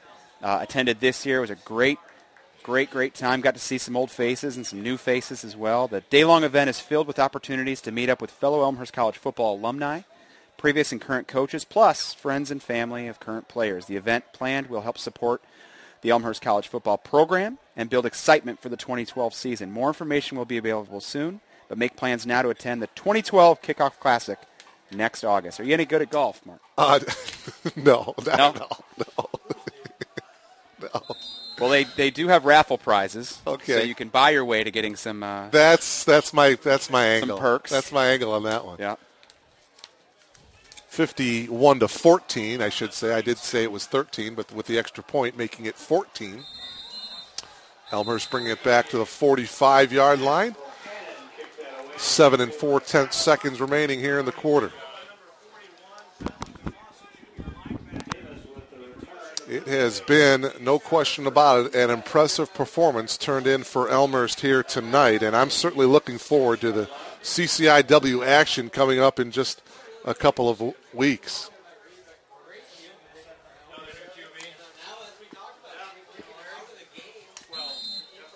And now it looks like we've got another quarterback out there, Tony, Joe Camilleri. Freshman out of Sugar Grove, Illinois, played at Caneland. Oh. Handing the ball off. This is Kyle Palendek. Or check that. That's TJ Storino, yeah, a freshman out of Fairfield, Connecticut.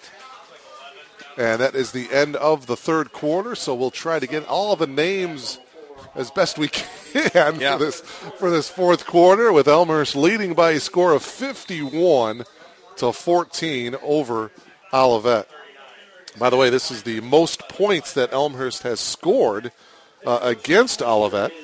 They did score 42 points back in 2007, 42-14 win. But this is the most points that Elmhurst has scored against Olivet in the history. This is the sixth meeting between the two schools.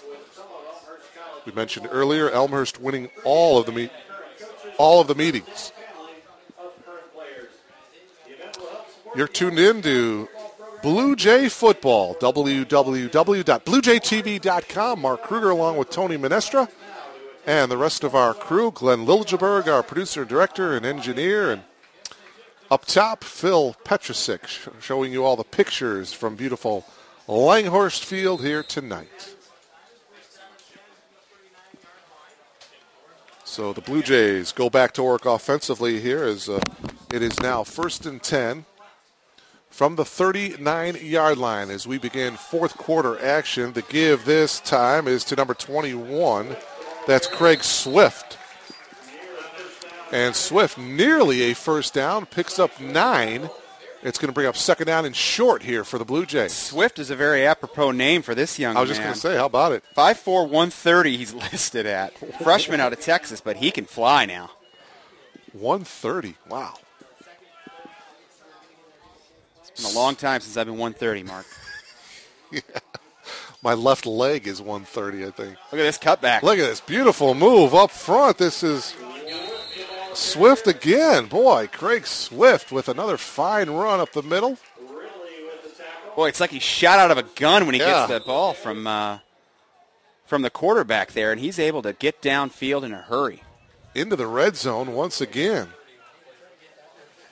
Camilleri. Boy, give it to Swift again. He's the lone setback. Why not, right? There's the pitch to Swift. He's inside the 10 and the 5. Get in there. Touchdown, Swift. Craig Swift, the freshman. Boy, that was well earned by the freshman. Well, I sure hope that Craig Swift's family is listening back in Fort Worth, Texas, because he just had himself a good series of plays there. The young man has got some wheels.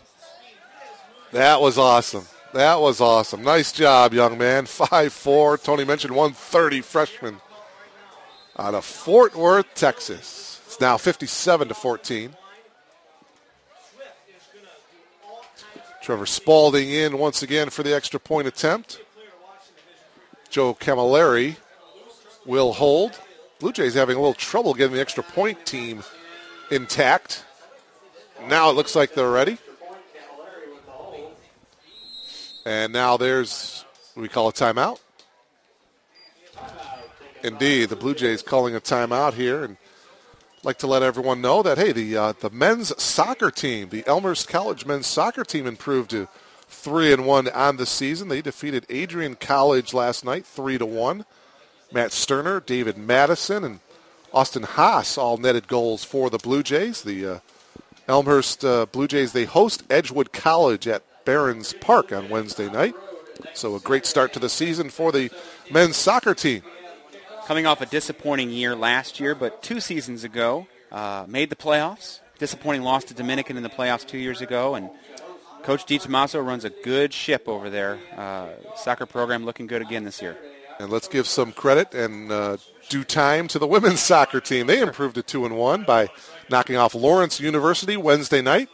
Amy Bastion had a hand in each of Elmhurst's goals, 2 goals and assist. The Blue Jays host Albion College tomorrow afternoon at Langhorst Field right here. So coming out and support the Blue Jays in their game. It starts at noon right here at Langhorst Field. So Trevor Spalding, after the Blue Jays call a timeout, looking for the extra point attempt to make it 58-14.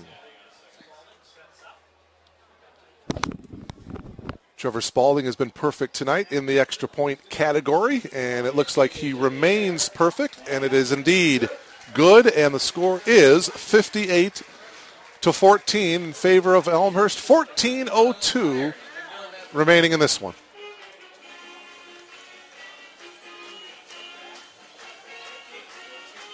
Well, head coach Tim Lester, very happy, no doubt, with his team's performance tonight. As he mentioned early on, he's 18-13. 31 games here at Elmhurst. He has an overall coaching record of 25-17. That includes a 7-4 record as St. Joseph's College head coach. 1 year he spent there.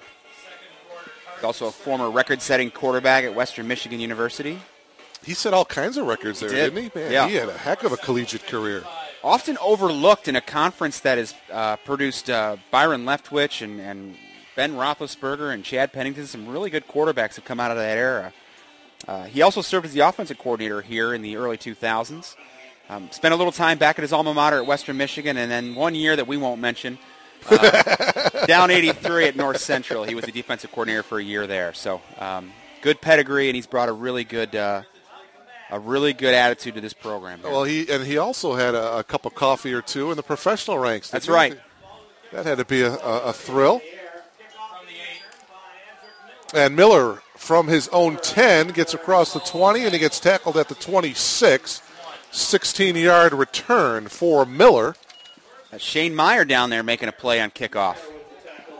And Miller coming up a little bit slow, limping off the field for Olivet.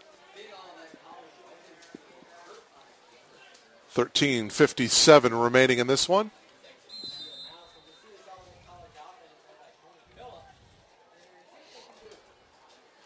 Coach Lester, of course, played prep at Wheaton Warrenville South, where he was part of a state championship team. Not a bad program down there.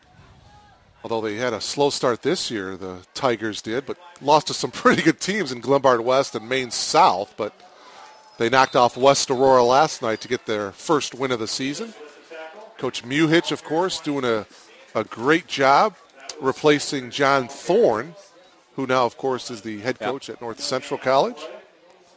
And Thorne's done such a great job of recruiting the DuPage Valley here and keeping kids locally at their local college, at North Central. He's done such a great job at Wheaton, Warrenville, and the Naperville schools, and the Glenbards, and all the powers here in the western suburbs.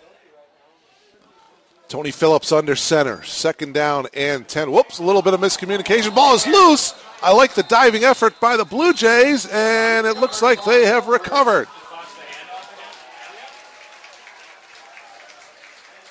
Just a miscommunication in the backfield there. 41 coming away with it, Tony. That was Tyler Demas. Making a name for himself here in the second half. How about it, the 6-foot junior? No question about it. Coaches will be looking at that, and Demas may see some time later on. So not Craig Swift in the backfield. Camilleri remains at quarterback. It's going to be Andy Nichols that time. In on the tackle, Ross Sanders, senior linebacker. Among others. We are at the 13-minute mark of this one as we've got an injured Olivet player down. Certainly don't like to see that. That's Charlie Adams. He's a 5'10 sophomore, 275-pounder out of Madison Heights, Michigan. Boy. Yeah, he's a big guy. And now he's on his feet and looks like he'll be okay, which is good to see.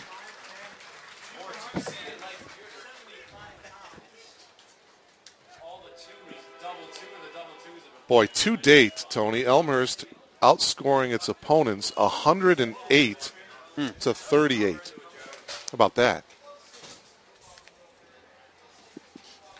Not too bad. Yep. Joe Camilleri goes under center now. Calling out the play. 2nd and 14. Blue Jays from the 28-yard line. And Camilleri will keep it himself as he goes straight up the middle to the 28-yard line. Tackled on the play that time by Ross Sanders. Well, Elmhurst will cruise through this one. They'll have to go down to Hyde Park and take on the Maroons next week. Then they'll get a bye. But in October, we'll start CCIW play, and certainly things will change. Well, I think things are certainly changed next week when they play Chicago because that's a talented program. Those guys play the Blue Jays tough every year, don't they?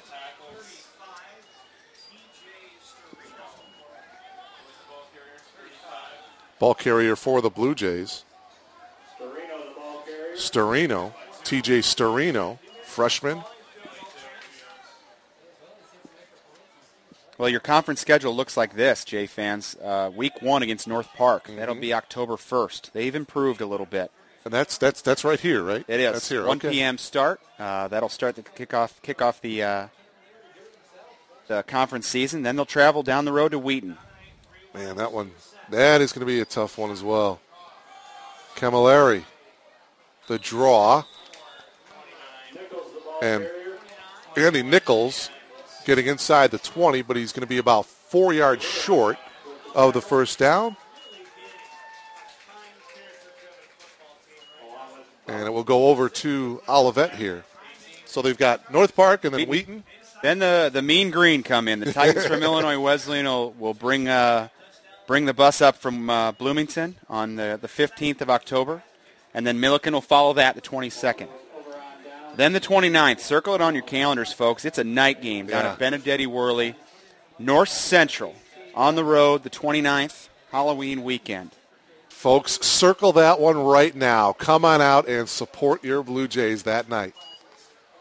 That is going to be a big one.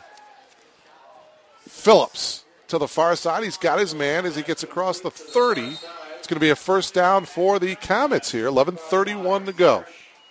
They will close out the conference schedule. The 5th of November, they'll have to go to Rock Island and take on Augustana. And then the 12th, they'll take on Carthage, a traditional rival here on Langhorse Field, which I'd much rather play Carthage here than in Kenosha. They're a tough customer up north.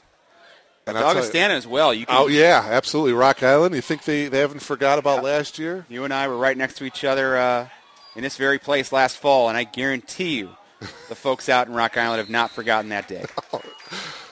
Phillips handing it off. Good pursuit that time defensively by the Blue Jays. So by all accounts, it's actually a very favorable schedule for the Jays. They still have to show up on the field and play ball, but 2 of their road games are fairly local. They get 6 home games on the season. Yeah, that's nice. Things line up well for Elmhurst. 2nd down and 11 to go here for Phillips. And he gives the ball up. This is Kyle Baggerly as he spins across the 35 to the 37. He'll pick up 2. A couple of new faces. We'll try to get them mentioned on the air here. Jimmy Sanders, a corner, and Joel Reese, a corner, have joined the lineup here for the Jays.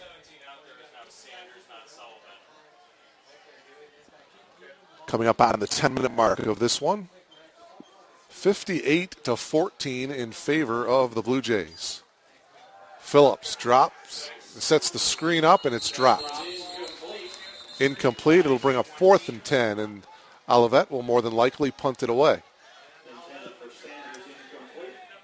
Blake Iobi coming in to do the chores of punting for Olivet.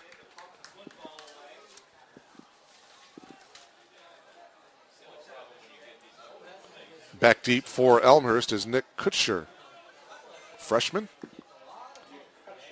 out of Cooper City, Florida. It's been a steady performance by the backup defense here. Pressure, but they couldn't get to him. Retreating is Kushner as he brings it back as a helmet comes flying off one of the Olivet players. As he is brought down at the 30-yard line. Joe Camilleri, 3rd-string quarterback, trotting out. Few new receivers. Kutcher will stay out there. He'll join Miles Notkin, a freshman wide receiver out of Florida. 3 wide receivers here, 2 to the left of Camilleri as he drops back into the gun formation. Handing the ball off and spinning his way for a Westergaard. Picks up 3 as we are at the 9:30 mark of this one. Hurry up offense here for Elmhurst. Well, another thing that's impressive at this offense is their conditioning. Even the 2s and 3s are able to run this high-tempo offense. It goes to the credit of the coaching staff and the players that they've been prepared all offseason to run this style of offense. And you know what, Tony? They're organized out there. They know what they're doing. There's not a lot of confusion. And you have to give a lot of credit to the coaching staff for that as well. As getting hit hard, that was Will Caspers, the freshman tight end out of Glenbard West. Former Hilltopper. The Hilltoppers, of course, having an outstanding program, and they're highly ranked once again this year. Mark, who are the teams here that we should be aware of high school-wise? Well, definitely Glenbard West is the team. I think Maine South certainly is one of the teams to beat as well. You always have to have Wheaton Warrenville South in the mix. Coach Schmudich, even though the talent is a little bit down a little bit for the Tigers. But, yeah, Glenbard West and Maine South are the 2 top teams in my opinion. Boy, they always seem to be in the conversation, don't they? Glenbard West with a big win last night over Lions, and they're playing awful well. Of course, they knocked off Wheaton Warrenville South earlier in a nationally televised game. And that sure helps the recruiting, doesn't it, for programs like Elmhurst College? Yeah, right in their backyard. Yeah, how about it? Well, it's going to bring up 4th down now, and Elmhurst will punt it away. Backup punter Ben Moore, freshman out of Geneva, the 5'11 freshman. Get some varsity experience here with the punt. 46-yard line. Olivet will take over. 7:56 remaining. Try to recognize a few more faces out there. We see Sidney Arnold, 5'8 freshman out of Walter Lutheran out there. Also see Brian Bonds, junior linebacker, joining the ranks out there, as well as John Eliadis. He's a linebacker out of Elk Grove. He's a freshman.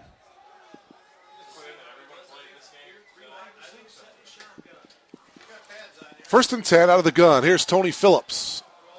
Well, check that. It's a backup quarterback now, but this ball is picked off. And bringing the ball back to the 46-yard line for Elmhurst, but there is a penalty flag down. Is that Nate Riffle jumping in front of it? Daniel Bolster, number 14, is a freshman quarterback who threw that interception for Olivet. Not sure who picked it up. It looked like, number 25. Yeah, Riffle, he's a sophomore. Yeah. It's out of Brighton, Michigan. Hal. All right, Nate. Nate's one of 16 Michigan players on the roster, so a healthy pipeline coming from the Great Lakes state. Yeah. Well, between Michigan and Florida, I'd say Elmhurst has those two states wrapped up. Well, I think a lot of it has to do with the out-of-state recruiting. Not only do you want to spread out your talent base a little bit and put your feelers out in other areas of the country, but schools like North Central, schools like Wesleyan, schools like Augustana have traditionally pulled from this area, so you expand your borders a little bit. It's really paid off for Coach Lester. Sure has. Boy, he has done an outstanding job here at Elmhurst, and as you say, this is a program on the upswing. There's no question.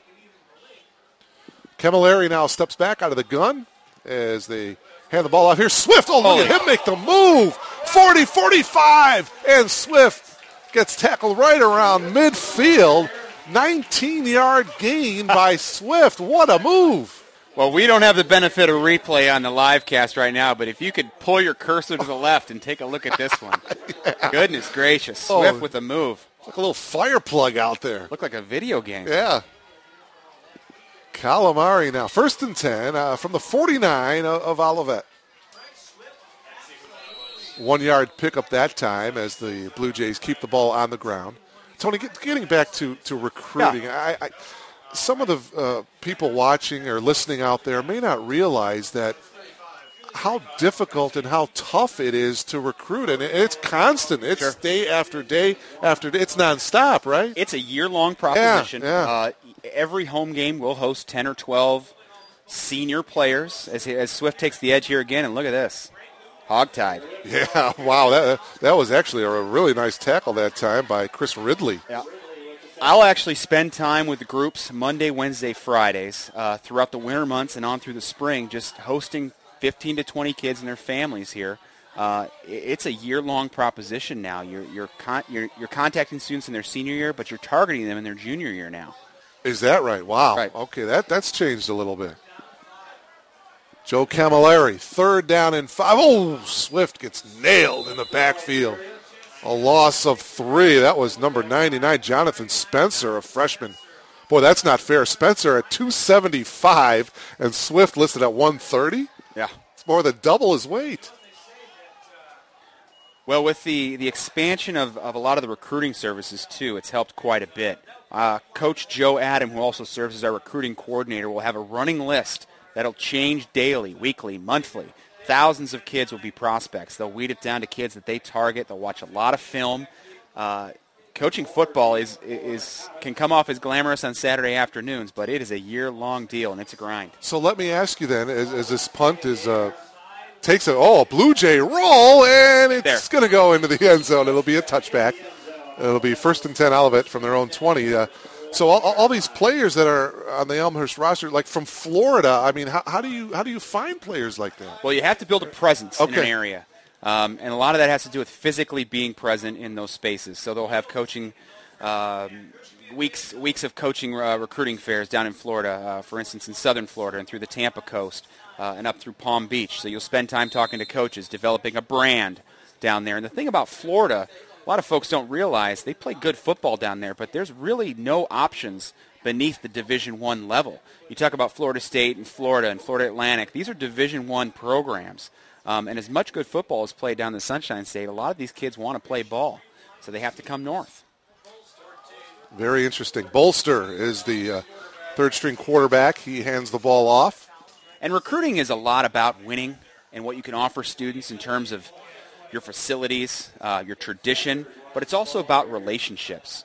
Coaches build relationships with high school coaches and communities. You see a great representation from Michigan. Well, we have coaches on our staff from Michigan.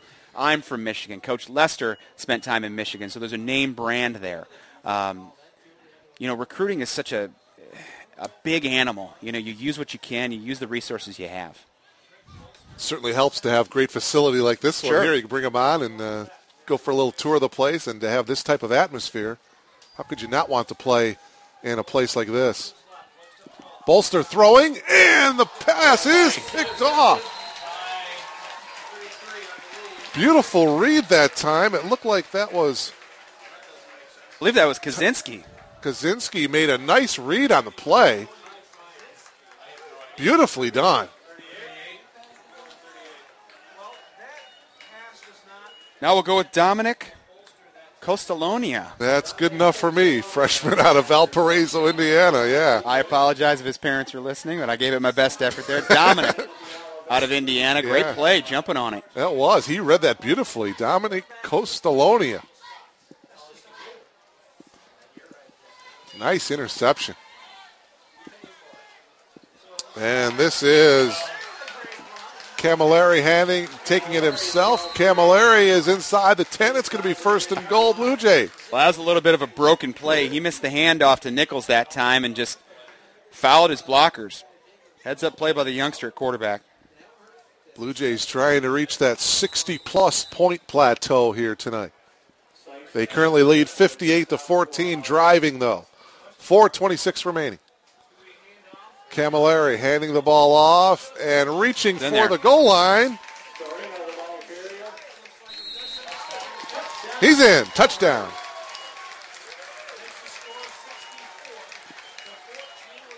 That's Storino there? TJ Storino, indeed, the freshman out of Fairfield, Connecticut. Puts the Blue Jays on top now, 64-14. Man. The Jays have been consistently running the football for the better part of the last 40 minutes. They're just able to move the white shirts off the line of scrimmage, and credit these second and third teamers for getting it done. Ben Moore in for the extra point, hits the right upright, and for the first time tonight, the Blue Jays do not hit the extra point. Score remains 64-14 with 4:15 remaining in the ballgame.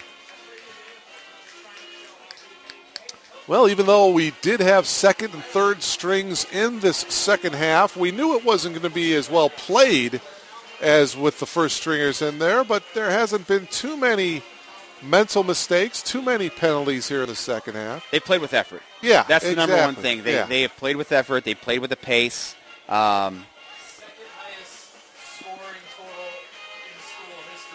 Okay, our SID, Kevin,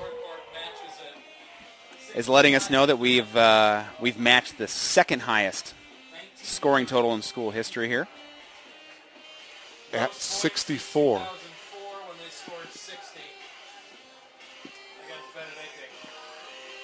Most since 2004.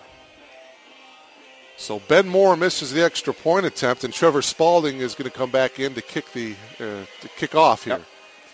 Yep. Mark, you asked about recruiting, and there's the other thing about it is there's so much more to it at Division III than there is at the Division I level, because you're not offering academic money. The school has to be very attractive to students, and that's another great advantage that Elmhurst have. It's such a great institution that kids are attracted to it academically as well. 25-yard line, and there is Tackle. a flag. Wesner brings it back to the 25, and there is a flag thrown. Brett Wesner, a freshman out of Bellevue, Michigan.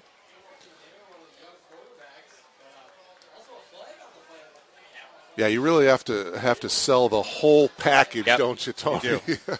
You do. Not just the athletic part of it, but the whole package. And boy, certainly nice to come to a place like Elmhurst, no question.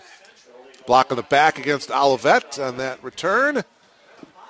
Well, the reality of Division III sports is that you play it for the love of the game. It's Right. tremendously competitive, and those that have played high school football don't realize the leap from high school to Division III. I mean, you see some of the freshmen and sophomores out here, but the level of difference between high school and college is monumental. But these students, 110 of them here for the Jays, none of them will be going on to play at the next level. So they'll be professionals in other fields. So the recruiting process is a lot about selling the school as well.